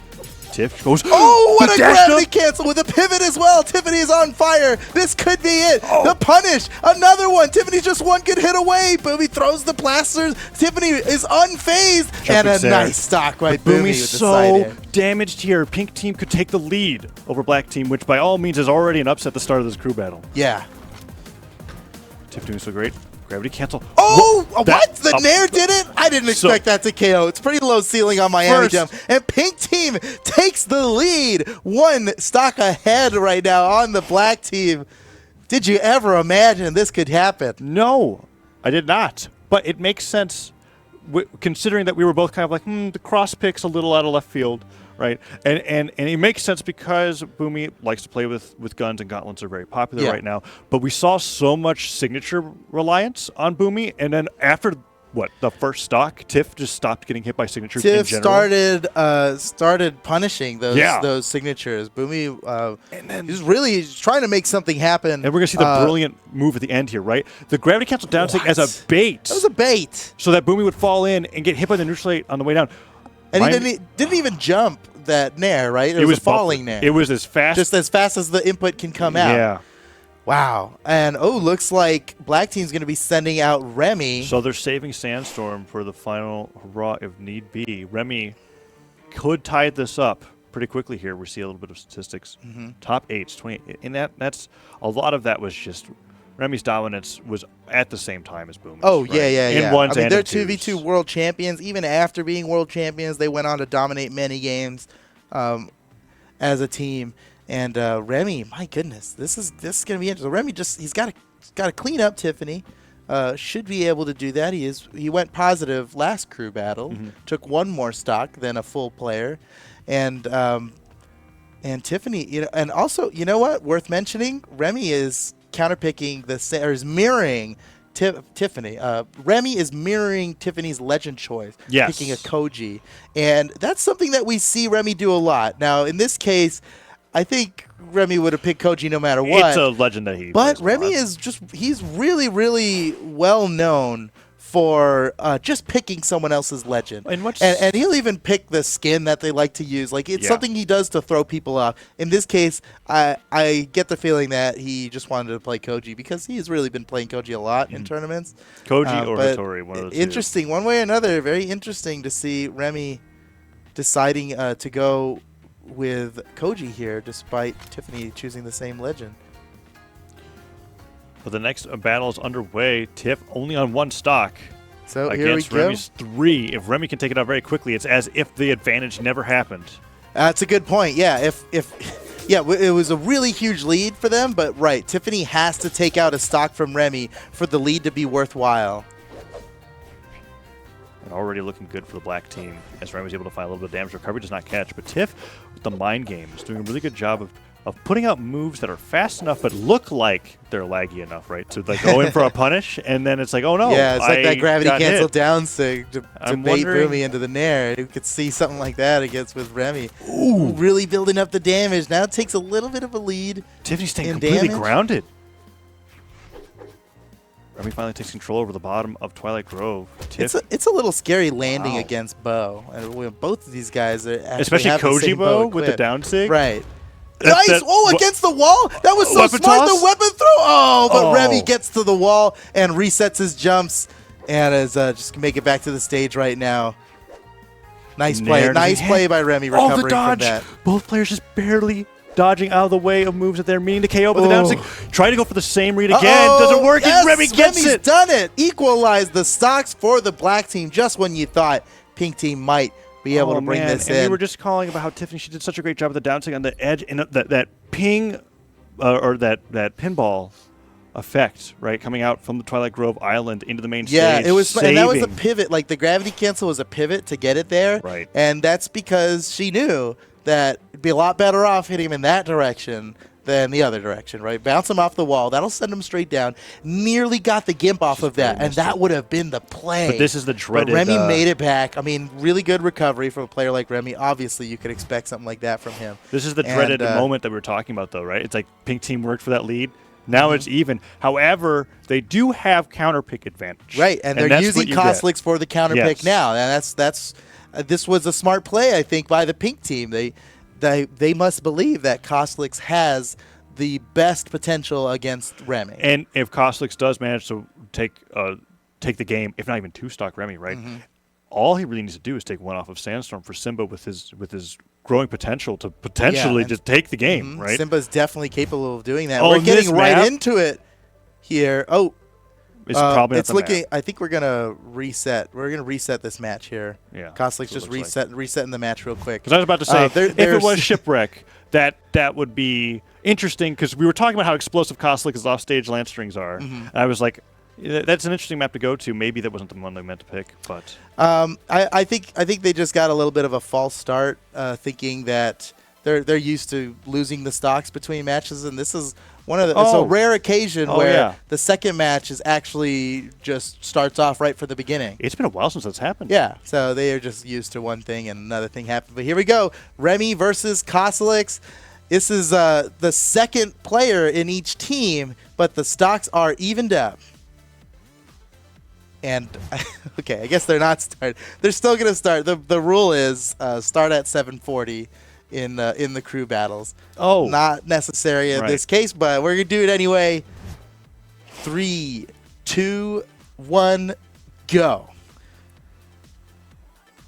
Opening up here on Shipwreck Falls. And what I said still applies. Since it is the map they decided to go to, Kosliks has the ability to delete stocks in an instant with one good dodge read.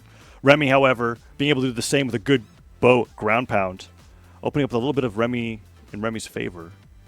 Silent does not connect. Nice dodge! Wow, that dodge was so good. Dodging through a lane side air is risky business. It's got so many active frames that you could easily just get caught at the end of your dodge, despite having a good dodge through it. Burning him at the end of the lance. Kosliks, this is huge. He's got him off the side. Went for that works for him so often. No surprise that he'd try it on the first one here. Now he knows how Remy's going to react out of it, and he's got the opportunity to mix up. Here comes once again. Whoa! Recovery. Oh man, Remy played that one pretty scary. Nice dodge by Remy. Oh no! Another one again. The dodges are so good. Man, Remy's quick on these dodges. Neutral sig. Kosliks grabs it anyway. Nice neutral sig. Takes the lead for the pink team. This is one of those rare occasions where it's like, even in game 2, there's not a disadvantage to come back from. This is like an even match here. Ooh, Kosliks being able to avoid that side signature, found a little bit more damage. Any bit does. We've been talking about extra credit all the time, and Kosliks now finding a lot as he's able to put Remy into deep yellow, almost an orange. That Sarah will do it. He tries to go for that neutral light to get the dodge in read. Remy finding that neutral light himself. Can't get a combo started. And wait. Nice side air. Can he make it back? But Kosliks, he has that lance recovery. Kicked. He can do it again. With the side air. What? He got the side. He got his jumps back. I can't believe it. Kosliks is still alive. What a recovery. The neutral he's coming back with this damage. This is such a good idea to send Kosliks out against Remy. This is huge for the pink team. They might be able to take another stock here. Kosliks off the side. Is he going to be able to do it again? Recovery hits. Really mixing up his recoveries every time. Nice. Nice uppercut by Remy to take that stock out. But this sets up the potential for the 2 stock that Kosliks definitely is looking for against Remy. To take against Sandstorm. Nice. That was so quick. Kosliks takes it out. He gets rid of that hammer immediately. Back to his signature lance. He's the best lance player in the world, and he's about to show everybody why against Remy, one of the top 1v1 competitors in the world. Remy trying to be able to get this comeback to happen. Ooh, silent down. The what a read! Dash Backstepping! Super nice. Koslik takes a little bit more damage off the recovery, but that was so much damage on the Remy, who was essentially untouched. Side light and the neutral light not going to work out there. Unusual. I think he's just trying to mix it up. He's noticed that, at least I've noticed that Remy has dodged straight down a few times. Yeah. And that neutral light would have covered it. Oh, yeah, good point, good point. Because Remy he's been getting out of what is a very, very small dodge window with very little warning, right? Because the side light on Lance is so quick that it's hard to react to it, even though it's not a true combo. Ooh, nice. Not enough. That is, you know, that going up in that far side corner, that's as far a distance as you can get, right? Oh, doesn't matter that time, though. All right. Down to the final stock. Can Kosliks keep the lead up for the pink team? Or will Remy bring this back? The bow neutral light's so good for covering those weapon spawns. Kosliks got hit right out of the air as he picked it up. Can't find anything. He's trying to find a stop to start, but Remy's finding the neutralizers on the way down. Weapon toss. What worked out? Found that Sair. Oh, but Remy's finding so much damage, and Koslik seems to be panicking. He's going for these weapon tosses down. There's the stop, Sair. This weapon could toss. be it. Remy's in trouble. Koslik stayed on the stage. Down heavy. That's unusual. You'd expect him to go out for an edge guard. He's got the hammer now. He's going to make something happen with this. Oh, Remy goes over when Koslik's tried to go low. Nice mix-up by Remy to recover back to the stage. Oh. He's got the chance now to even this up despite being at a damage disadvantage for almost this whole fight. It's anybody's game at this point. One good hit's going to do it. Who's going to get it? Who will give their team an advantage in the final round? Oh, the bouncing Remy. Oh, it doesn't work. Shipwreck's too big. Weapon toss goes up. Oh, he's trying to land for this. Okay, weapon toss comes down. He stops the neutral sig, but he doesn't get the KO. They both dash back in the same place. Jumping Sair down there hits him off the stage. Koslik stops the recovery with the weapon toss again. The bouncing hits. One black team, thanks to Remy, takes an advantage going into the final round. I can't believe it. Koslik was so far ahead, he JV'd him on one of those stocks. It was a solid stock lead at one point. Remy really clutched it out for the black team there, right? I mean, he was at a disadvantage like the whole game, basically, because Kosliks came out swinging, had a really, really good start. There was and that Remy moment. Just slowly brought it back. And it was so cool. The moment where Koslik started doing double jump straight down weapon tosses, where I was like, oh no, this isn't going to work. And he kept doing it, and Remy was just like, dodge this nair, dodge this neutral light. Super ready for and that he just stepped all around it, and he was like, I got this. Found that down sig as they stacked. There's so many times where like they dashed back in unison and then like went other ways as they were like, oh, don't touch me. It was like such a close game. It was incredible. What a play. So now the pink team has only one remaining player. They've got to send out Simba next, who needs to take out one stock from Remy and then take out 3 stocks from Sandstorm, the final remaining member of the black team. It's going to be difficult. He could potentially make it an even best of one. If I think if anybody on the pink team is going to do it, Simba's the guy to get it done. It was, I think, a smart move to leave Simba as the anchor here, because Simba not only is an extremely strong 1v1 player, but I think he's well equipped to fight Sandstorm. He's got really fast reactions. You know, he's gonna do stuff to mix him up, and Simba, as long as he can take out Remy without losing a stock, might have a pretty good chance against battle stocks 1.3 repeating. Repeating, of course. Yes. Oh man, we're gonna be getting right into it here with Remy and Simba. Remy, he's gonna have to take out 2 stocks. He's gonna have 1 stock to fight Simba here. And this could be the second time in the same crew battle that we see a game even game start. It starts with 3 stocks on either side. That's how close it's been between the black and pink team. This has been... Well, here we go. Simba versus Remy. What a map to Remy do it with on. 1. Yeah, pretty crazy. Well, I think Simba likes this map. Obviously, you can kill early in so many ways. board. We saw Koslik barely surviving from like 2 Koji down sigs. That's not going to happen. That really here. helped the pink team, I think, because that didn't happen too much against their favor, right? Right. Oh, Simba getting some combos. This is huge. Side sig, that would have been it. He went for the finisher early there. That's the kind of stuff you can get away with on the smallest stage in the game. Side light recovery. Puts him up towards the top of the stage. There's so many moves that Simba has in Val's arsenal that can end Remy's stock right here. Of course, Remy having those side sigs could potentially do it too. Right. Remy, he's in a good position to be able to do that. You see Remy bringing out these dares. He is very surprising and versatile with his down airs on bow. Oh, neutral light. Ooh, I'm surprised Simba didn't go for a stronger finish there. Like down light recovery or something, yeah. Neutral hits him and unarms him. He just wanted to make sure he got something, and you can't blame him for that. You don't want to lose. Oh, the down light doesn't connect. Neutral nice! hits. Simba does it! Okay. Equalizes the stocks, and now is going to go up against the final remaining member of the black team. A best of one. Sandstorm in a best of one. Even match, 3-3. Can the pink team do it? And this is big moment for Simba. This is a huge moment for Simba. You got to believe he's nervous about this one because Sandstorm, I mean, you see he's ranked 2 overall. He's ranked 1 in 1v1. Right. He is dominating so hard in 1v1 scene. I mean, it's almost like the only person who stands a chance against Boomy these days. I mean, against Sandstorm these days is Boomy. Yeah, and that's his teammate, right? So aside it's kind from of like, Faison, who managed to take him out in the Winter Championship. But Simba's Faison proved that Sandstorm's not invincible in a 1v1 tournament, right? And in that tournament that Sandstorm got knocked out, Simba got second. That's a good point. Yeah. That's a good point. So if anyone's going to do it, it can be Simba. Oh, I'm so excited. This is crazy. So you got to imagine Sandstorm, he doesn't want to be everybody's expecting him to win, right? So he's got that pressure on him. And then Simba is looking for his breakout performance. This would be news for ages to come that Simba managed to take out Sandstorm. He's beaten Sandstorm's teammate before, so he can do it to Sandstorm too. We're about to find out as... Oh.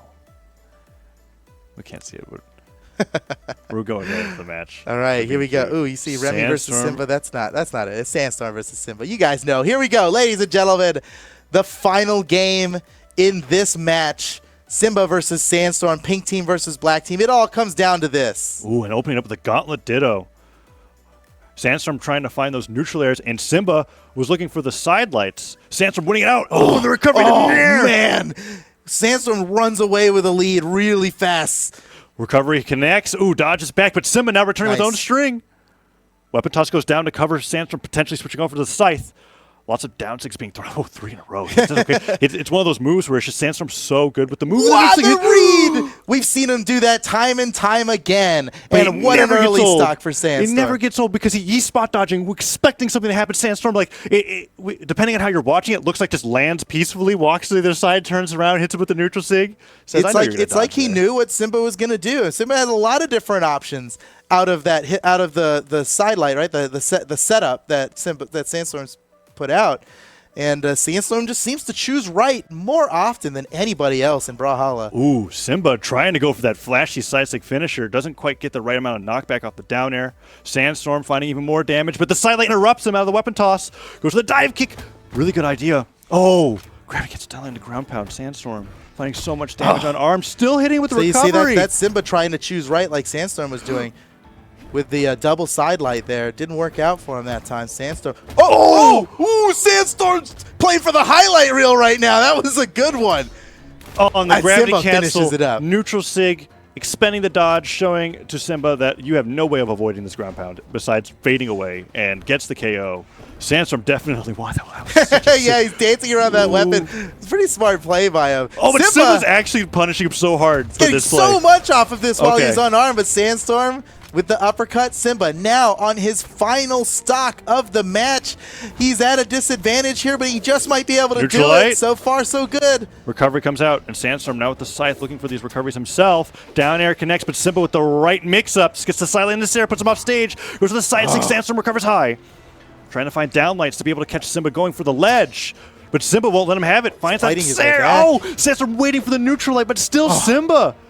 As Sandstorm so close to kill percent, the downlight starts something, but Sandstorm's not finding the strings that we saw there earlier at the beginning of the match. Downlight Sarah. Off the side, can Simba get this edge guard? He throws both weapons trying to get it quickly.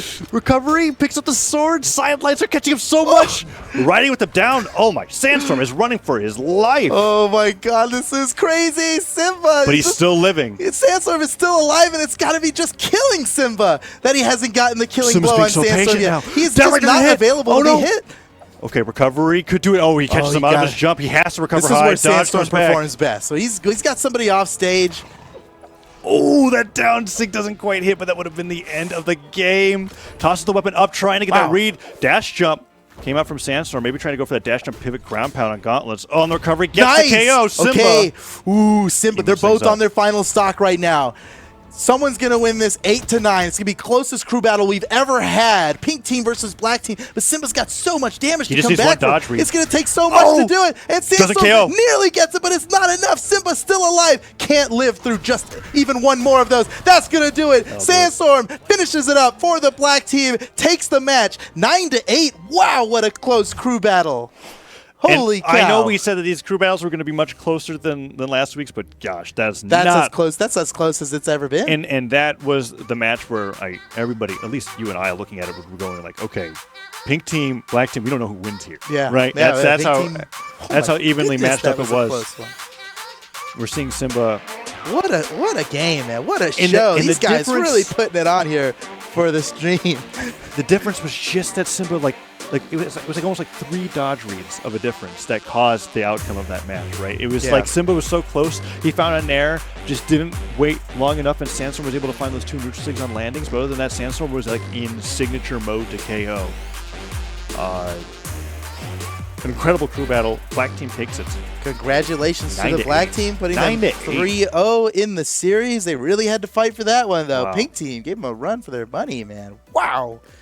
That was such a good game. You got to give it up for Koslix, Timpani, and Simba of the pink team. They played that strategically well with their picks, too, right?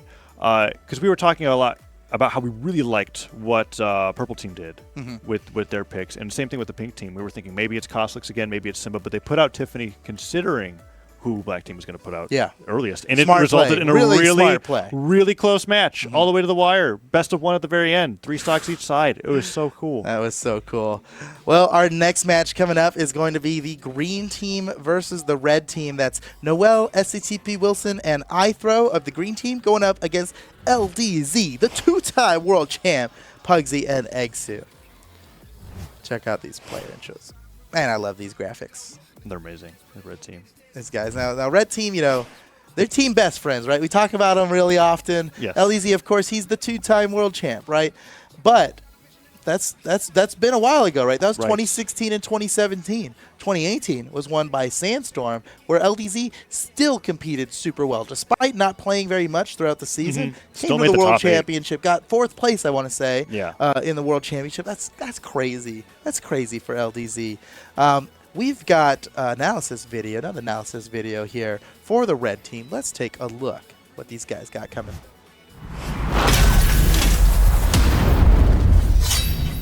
LDZ, Egg Soup, and Pugsy. I'm trying to think of the biggest names in Brawlhalla. LDZ, absolutely one of them. If you're going to talk to somebody about who's on the Brawlhalla Mount Rushmore, LDZ is up there. And people love Egg Soup.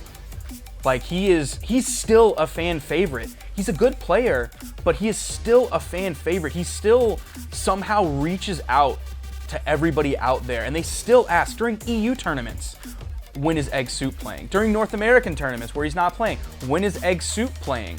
Everybody loves to watch Egg Soup. Everybody loves to watch LDZ. And on the rare occasion when Pugsy comes out, people love to watch Pugsy. This is this is a homie team. I think LDZ and Egg Soup have a really strong friendship. I think that extends also to Pugsy as well. This is another team that is going to be an extremely tight-knit group that when one of them is down, or 2 of them are down, or 3 of them are down, they're all gonna build each other back up. Any mistake that is made is gonna be a learning experience, it's gonna be a growing process. I think this is gonna be probably one of the most tight-knit teams. LDZ brings very strong skills to the game and to this table. Pugsy, I mean, we've seen him come out huge. He won BCS Season 0 years ago. Pugsy was one of the first to form a cross-region team, and at BCX 1 with ERAM placed way better than anybody expected them to with next to no practice. I think he's gonna bring a variety to this team.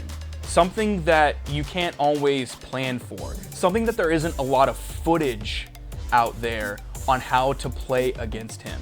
Like, Pugsy will come in and then take a break, and come in and then take a break, and then come in and take a break. You don't have, oh, I'm gonna look at the VOD from a week ago, and then I'll look at the VOD from 2 weeks ago, and then I'll look at the VOD from 3 weeks ago, and I have this encyclopedia of how to play against Pugsy. Pugsy plays the game a little bit differently than other people, and I think that is going to catch so many people off.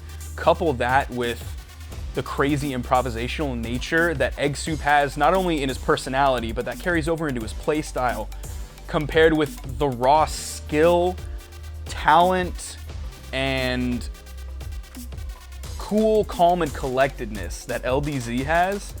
This is a team that has a lot of variety on it that I don't think anybody else can match.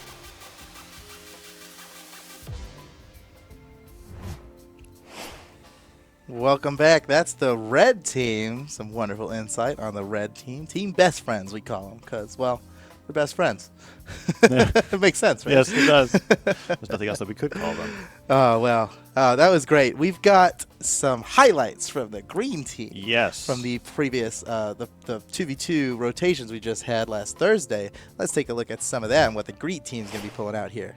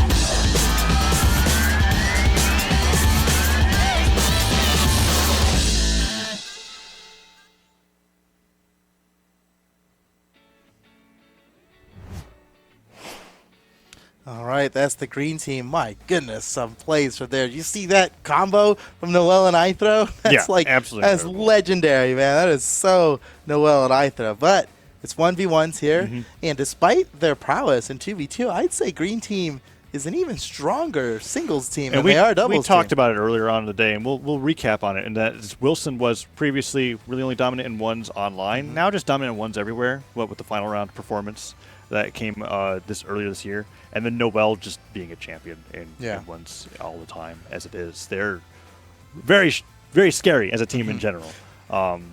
So let's see who green team and red team is going to be sending out first. Looks like Ithro for the green team and Pugsy XD of the red team. We could talk about these guys for ages. Let's bring up some of their stats here.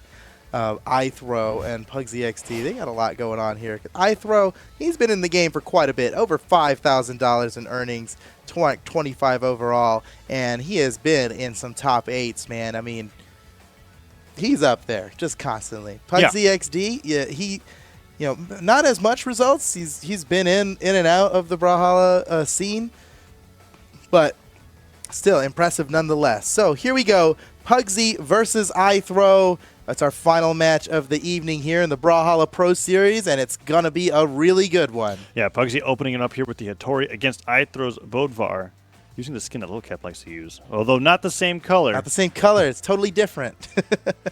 But this is almost like a shout out to Little like Cap. I want to say because it's one thing to use the Trucker Bodvar, but he's also using the stop sign too. Right. Ithro must own like a million different hammer skins, right? I mean, he's made over $5,000 in Brawlhalla Esports. Surely he's bought a few skins. I guess it is. But he's totally rocking the. Maybe he's thinking that if he wears exactly what Little Cap wore, he'll do the same performance here in the crew He's doing really battle. well here so far. Super even match though. Yeah. And we're looking at red team here, and what happened to them last week, right? They only took 2 stocks in the crew battle last week, and already things are looking much better for the red team here. They've been practicing. Yeah, we've now identified that it's just an anomaly. It is not the red team. It's in fact the purple team that causes these things to happen. That's right. We totally proved that. And as we're seeing it here in this game, Pugsy and Ithro are so close. It's so neck and neck that this first stock doesn't even go over. No. Weapon toss dodged, just barely out of the way. Pugsy waiting on the way to Ithro with the read on the ground pound. That was smart. There was kind of nothing else Pugsy could do there. He tried stalling it out. Ithro was ready for it. Gets the ground pound perfectly placed. First stock down. green team takes the lead. Ooh, goes for another ground pound early on again, trying to get that hard read. Tosses the weapon the other direction, gets the neutral on the way back. Pugsy just finding now he's got no weapon. Ooh, oh, ground no, pound punishes. connects to the ground, and you get that extra little bit of landing animation. Allows Aithro to get a nice, easy punish. It's not often you see players actually pound the ground with a ground pound. Yeah. Despite the name. It's an interesting point. Ooh, but you're nice absolutely weapon correct. throw. Ooh. That was, okay, I see what Aithro was trying to do Yes. there, right? He dipped underneath the stage to avoid it. It nearly worked. That was a smart play by Aithro, but just Pugsy had it in the perfect spot. If Too he much didn't for him do to it, come back he was just from. going to get hit by the weapon, right? The result was yeah, the same. It's one thing or the other. At least, it doesn't look as bad if he dies. He dies without getting hit by the weapon throw. Well, green team with a little bit of a lead here to start off. Pugsy, he doesn't have much longer to go on this stock. He hasn't even hit Aithro yet. Oh, and he lands right on the down light. Nice dodge, but Aithro, smart play. He forced the dodge from Pugsy. What? I can't believe Pugsy can make it back. Smart play. He dodged diagonally upward and used the down air unarmed to gain a little extra distance. I don't think he could have made it back any other way, but Aithro leaping way out there to finish him off. Takes nearly a full stock lead here. This is going to be tough for Pugsy to come back from, but already they're in a much better position than they were last week. And if Pugsy can take this next stock off of Aithro before losing the game, or even potentially He's winning got the to game, take another stock. I think it's really important for Red Team here that Pugsy takes another stock. A two stock lead is going to be rough for the Red Team. Pugsy's been going for a lot for these chase dodge See if he can follow-ups do that it. haven't been leading into too much. I like the ideas from them. Aithro's a tough player to read. I think he's one of those guys that he plays to be unexpected. Yes. You can't expect the unexpected. You're not going to get a lot of follow-ups, and you can get hit by things that you just wouldn't even dream were possible. And that's just the kind of player Aithro is. Ooh, downlight just barely missed out of the way. It was the right idea because Pugsy's been doing that a lot where when he's recovering, he'll just land right in front of his opponent. He got him with a stop earlier. The downlight just was barely spaced away. And now he's putting out these stops again, as I was just talking about, right? He's just expecting tough to approach. He's expecting Pugsy to land right on top of him. But Pugsy's adapting appropriately. Oh, Sarah hits him on. He doesn't Might have be very in many trouble jumps. here. Aithro going for the finisher. You see how he went? He did that ground pound a little early because Hammer can afford to be underneath a player. He's got that recovery, that vertical reversal that could really steal stocks. Aithro played it very well, but Pugsy was aware and got away from It it. might as well be a victory here if he can get the stock off of Aithro. This is huge. Yeah, Pugsy really has to take this stock here. Recovery This kind of makes or stopped. breaks the pace of the match. Another downer. You see how far that downer is sending Aithro the side? Pugsy's done it. Takes the stock. Aithro and the green team, without a two-stock lead here, red team stands a chance. Let's see. It's not over yet. Pugsy might still be able to take yet another stock from Never mind. No, recovery You gets never know. hit. You never know. If the recovery totally hit, maybe, but at that point, there's some moves that it's cool that there are with force and variable force. There's some moves that are smarter to hit earlier. I was gonna say, yeah, you can't use the long recovery time moves at white. Sometimes you're negative on a successful hit. Yes. Because of the move you chose to use. It's Yeah. it's got that variable force that doesn't hit very hard in the beginning. Later on, a great move because of how much damage it deals. And we'll see a lot of sword players kill with the recovery, Right, or just knock right. them out of the way to safety. But early on like that, actually dangerous to use, and we just saw it. Aithro got the victory We're gonna see because it of right that. here again. There, That's see, it right he there. just straight up got hit, but Pugsy just was didn't have came any out time of to hits move. done quickly enough. Now, you can blame him for using it because if he had landed the full bit of that recovery, would have worked out well. Even would have had the opportunity to chase dodge down afterward. There's a lot that could happen. That's a good there. point, and that's maybe why he faded back a little bit, trying to get the right spacing for that. Just barely missed out of it, but still 2 stocks taking off of his opponent, and now they are sending in LDZ. That's the same order of last week. That's They're right. using the same order here. They're just expecting better this time. And if we take a look at the statistics, they kind of speak for LDZ Look themselves. he's the second highest earning player in the world. Even with the mini hiatus. Right, despite all the hiatus that he's had, he's the 2-time. It's a lot of money winning those world championships, man. So he's going to be going up against the final stock of Aithro. He's got to equalize it for the red team without taking one. And you know what? Ooh. Interesting point here. He's choosing Fate. Yes. Which is unusual for 1v1. We Fate's talked been about his it. 2v2 player, but Yeah, he's for always twos. using Ada in singles. right. Not this time. And maybe this is the change that he thinks he needs to be able to make so that they have more success in the crew battles. We'll be seeing rather shortly that LDZ's picked up Fate. The Not the newest anymore. That's right. Thor is out. Not the newest Yeah, anymore. Orb is starting to populate the legend extremely rod, recent pick for LDZ. So here we go. LDZ versus iThrow in the Brawlhalla Pro Series starts right now. And iThrow down 2 stocks, and LDZ with a great start. It's exactly what you want to see. It's just damage not being returned. Nice little falling stair. Can't find the sidelight after, but these stairs are catching iThrow. Yeah, this is great for LDZ. He's got to take out this final stock of iThrow. This is the remaining ground pound recovery. Nice. This is the remaining stock that iThrow has from the previous match. If iThrow can manage to take a stock out of LDZ, he'll go positive in the crew battle. This is more you can ask of anybody in a crew battle. That's the greatest thing you can do is go positive. And iThrow just might be able to do it in a pretty good position to do so. But LDZ managing to stay ahead. Very important. Ooh, neutral light does not connect. iThrow's able to punish. You notice he's playing Roland, where he usually doesn't play Roland, and I'm thinking he wanted the high defense because he only had a single stock to work with. Pretty smart play by iThrow. And he's using, but I wouldn't expect him to be using Lance as much as he is, because he is a sword main, right? It's on the Bodvar that he always plays, so it would be no surprise if he was playing sword the whole time, but he is opting to use Lance here. But he could take a stock with it, maybe. This could be it. This is, LDZ doesn't have the jumps? He caught his recovery with the side air. Okay. LDZ did not have a recovery move to get back to the stage there, and now iThrow has gone positive, and that is huge for the green team. And the defense working out in his favor. Any other legend, maybe that D-Light recovery KOs. You're right. Smart play by iThrow to pick this character. Oh my gosh! Ooh, that was scary. The gravity cancel neutral, expecting LDZ to maybe fall into that. If recovery Nair worked, right? What else could work? And iThrow's getting so much damage off on LDZ here.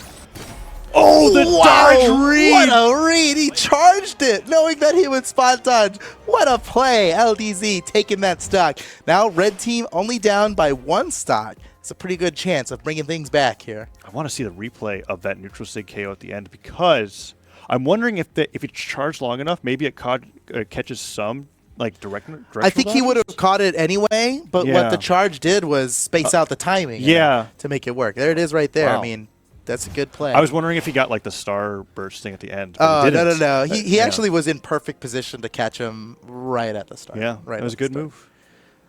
Wow. All right, so who is the green team going to send out next? They've got Noel or STTP Wilson to work with. Last week they sent out Noel, and we didn't even get to see Wilson play. Are they going to send Wilson out now, or do they have their team just locked in? There seems to be 2 different team dynamics that we've seen that have solidified over the 2 weeks that Pro League has existed. And that's the ones where they're like, this is our roster, this is how it works. We send in our team members this way every time. I mean, other Wilson's ones that such a strong anchor, right? It's like you can't ask for a better anchor. And when it comes down to the clutch, Wilson's going to be able to handle it. Especially with how Wilson's legend roster has developed over time. We've seen so many different picks from him. It used to be Queen Nai all the time, and now there's Ragnar. We've seen so much coming out from him in competitive play that he could really pick whatever he needs to finish things off. Right. But before Wilson, there's Noel, who is the most consistent player in Brawlhalla, 100% on the crew battles. But look at this, 43 top 8s. That's the most of any player. Just about every turn. The reason it's 43 top 8s, I'm pretty sure, is because there's been 43 official tournaments since we started counting. He's traveled to everything, even the European ones. I know he was at he's at every tournament. And that's he top 8'd every tournament. Right. If he didn't win it, he top 8'd it. So Noel, a beast to be started off this against LDZ, who has a stock disadvantage. He lost 1 stock in the previous round against iThrow. Now it all comes down to this against Noel. LDZ has got to take more stocks than he loses here. He's got to take an extra stock beyond that to even things up for the red team. It's going to be difficult against a player like Noel, who's already got a huge... Whoa! Oh, that might have been too deep. Oh, he makes it back. Oh, man. There was an opportunity for LDZ to get the turnaround, but Noel knows what he's doing off stage. Tries to go. Hell, I was expecting. Oh no! Okay, all right. If it was shipwreck, it'd be something else. But the down stick hits, he goes all the way out there. That was crazy because that happened to him last week. He bonked his head on the ceiling and almost died. Oh man! But we were about to see it again, and I was like, no. But he makes it back. Pretty damaged though. Noel looking like he could take a stock here any minute.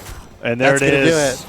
Noel's so far in the lead here. And you could get, for small Brawlhalla, yes, it works both ways. But when you're in the lead, the amount of shenanigans you could do for early KOs is like the number. And a character like Asuri is just great at dealing with that kind of stuff. At least he goes for that turn. Oh, he's going unarmed. That's pretty scary to do against a weapon like Guitars. But Especially he's having Noel's trouble finding the weapon because Noel's guarding it. Now with a scythe, Noel tries to stop the weapon pickup, but just ends up getting rid of the weapon that he had. Now armed with the sword is the great place for him to be in. Only has to take out one stock from LDZ. Without losing one, they'll be a full 3 stocks ahead of the red team. Not going to happen though. LDZ catches him with a down sig. Nice play. Noel coming back to the stage fresh on his 2nd stock. Lots of room to play with here, while LDZ basically just has to play perfectly for the rest of this round. Right. He can't afford any mistakes at this point. And Noel happy to take advantage of the situation. Now without a weapon, this puts Noel in a great place. LDZ, ooh, he used this chase dodge just to pick up the weapon. Hits weapon toss. Still alive? That'll do it. Noel with the second one, just in case. That might not have been enough. Wow, Noel brings the green team up 3 stocks, and we may not see Wilson play once again. Yeah. Again, we're never going to know what Wilson looks like in a crew battle because I throw in Noel. Just keep taking him out before it matters. So, red team's got 1 remaining player left. That's Egg Soup. And see Egg Soup could what bring out... Egg Soup can do. I wonder if Egg Soup's going to bring out Fate just like LDZ. I think so. I think that... I like that LDZ stuck to his guns with the Fate into the next game. It didn't work out too well. And I'm wondering, Noel looked so strong, regardless of whatever weapon that LDZ had. Even when LDZ went like unarmed, we saw like there was a moment, I'm just going to hit him with unarmed strings. Yeah. And it was like, oh, nope, I'm still a Surrey with Guitars off stage. But there, we see a little bit about Egg Soup. There's the top 8s that are coming in. $6,000 in earnings in Brawlhalla tournaments. Not the biggest number of top 8s, but Dude, when he that's gets huge. there, it is $6,000. well, $6,000 is a lot. That's a lot of money. It's hard when you like look at Noel and you see the 43. That's Oh man, yeah, Egg Soup. He's all right. He's doing all right. Noel though, so with significantly higher earnings. He's got way more tournament victories than Egg Soup does. All right, well, it all comes down to this. Egg Soup's got 3 stocks to take out 2 of Noel's, and then another 3 of STTP Wilson, the green stock, still with 5 stocks remaining. Egg Soup's got to do it on his own. Here we go. Opening up here on Small Brawl Haven. Egg Soup with the Fate, just like his teammate, who just went down to Noel. Let's see if he can make a difference here. Nice weapon throw initiation, following it up with a true combo, using that chase dodge to get it done. That ground wow, pound. That was so unexpected. It almost worked for him in a spectacular fashion. Oh, he's really trying to pick him up these down lights. Oh, that down air bouncing off the stage. Doesn't get the punish, goes for the down air instead of the Sair. Side stick puts him in perfect. Oh, I like the patience from Noel to wait for the move to finish before deciding what to punish with. I was thinking Sair, but recovery was definitely the best option. Yeah, and he caught every bit of that recovery. There's so many hitboxes inside it, and another stock for the green team, putting them so far ahead right now. Oh my goodness. There's a full 3 stock lead at the moment for the green team. He's picking up the scythe, seeing if it can make a difference here. And Noel is trying to land with these neutral side. Ooh, barely clips Egg Soup. Thinking you barely saw the knockback because it was so late on the move. Oh, whoa, this is crazy. Recovery. Down air doesn't hit. If that down air hit, I think Noel would be dead. Downlight connects, tries to find another downlight. He hasn't really gotten any of those flashy side strings that we're so used to seeing from the weapon. A lot of players will try to catch him with neutral airs off stage. Oh, that gravity cancel neutral sig into death. He didn't have anything left after that neutral sig. That's a godsend for Egg Soup. He's pretty happy about that one. He could potentially get Wilson on the screen for the very first time. Oh, yes. Okay, so if Egg Soup can manage to take this stock without losing one, that's a tall order, but if he can do it, oh man, that would be huge. Oh, the grab Oh no, it's not gonna happen. Egg Soup goes. Wait. Oh no. Oh no. So close. Egg Soup goes down, and now he's just got 1 stock to work with. Even if he takes this from Noel, he's gonna have to take 3 stocks from Wilson with a single stock of his own. That is really, really difficult. But Egg Soup's definitely the guy that can do it. Oh, Noel looking for the double. Not gonna happen though. Noel Egg Soup went for that 0 to death, didn't quite work out, and then now the down air using that little bounce mechanic. Oh, the grab cancel neutral stick catching him off the side of the stage. If you can take out Noel here, it is by all means possible. However difficult, it surely is possible. Almost got it right there. It connects. Gravity cancel neutrally after the nice weapon throw. That was huge. It's not enough to finish him though. Noel fights his way back to the stage, resets everything. Neutral stick hits. Now he's winning neutral. Oh man, he's just 1 hit from going down. Is the green team gonna end it right now? He's still alive. How can this be? So far back. Egg Soup looking for the neutral. Oh, the Oh, gravity that's cancel it. doesn't work. And Noel on the verge of losing that stock and having to have Wilson get out of bed to play. Wilson, take a break, Wilson. Yes. Green team takes another one with only 2 members having to play. That's victory for the green team. Very close towards the end. And they now go up 3-0 in the series. So everyone who's won has won again, and everyone who's lost has lost again. Just furthering the divide between these teams. And it's so interesting to hear that because there were some really, really close matches today. Black If we Pink. could put an asterisk next to the Oh, scores, yeah, it's like- but that was close though, right? Right. But that was close though. Because Not enough. the 2 teams that were expected to be most dominant, right? The white team and the black team were the ones that had the closest crew battle matches against teams by all means should have been destroyed just as easily as last week, and it was so incredibly close. I can't even get started on Pink versus Black. That was incredible. Wow, that was awesome. That was awesome. But Green Team does it again. Green Team does it again. That's right. They take yet another one. Next week, we'll be seeing all these same teams matched up, but in a new format, 2v2 rotations, where they have to do 2v2s. It's a best-of-3 set where they need to use every combination of teams. There's 3 people on each team. That makes 3 different 2-player combinations that they could use. We have to see all 3 of them within the rotation. Well, unless there's like a 2-0, then you can maybe have one player sit out. You can maybe get away with it, right? But if you get to game 3, all 3 team combos have to happen, and those end up being so cool. We got to see a lot of highlight reels today for each of the teams that they were fighting against. It's crazy. I get the feeling we might be seeing some 3-1s after Thursday. I get the feeling that some of these guys that lost here today have a better shot of winning in a 2v2. Definitely. Yeah, it's going to look so close. format. I mean, we saw how close it was with the crew battles, and here's the review of the scores. And just look at that. Final results. 9-7, 9-8. So way close. closer than last week across the board. The only one really the same is Purple Team. And you consider the score that they had last time, it's even closer than that. Yeah, they lost twice as many stocks this time. Twice as many stocks. That's crazy, actually. How Purple Team's able to perform. I for the sake of the story, I just want them to start with Ethan and try to do the same thing again. But we'll see what they end up picking. I think they will. Yeah, I think they will. They've got a plan there. But that's next Tuesday. This Thursday is going to be the 2v2s. 2v2 rotations with all the same teams we saw today. It's going to be white versus orange, followed by purple versus blue, leading into black versus pink, and finally green versus red. It's going to be some great matches here on Thursday. Make sure you join us. Mark your calendars. Set an alarm on your phone. Don't miss it. It's going to be some incredible matches coming up on Thursday, starting at 7 p.m. Eastern Time. The Brawlhalla Pro Series continues. But until then, we thank you so much for joining us. We appreciate all of you being with us here today. I'm Foda. With me has been Taza, and we'll see you on Thursday, 7 p.m. Eastern. Be there.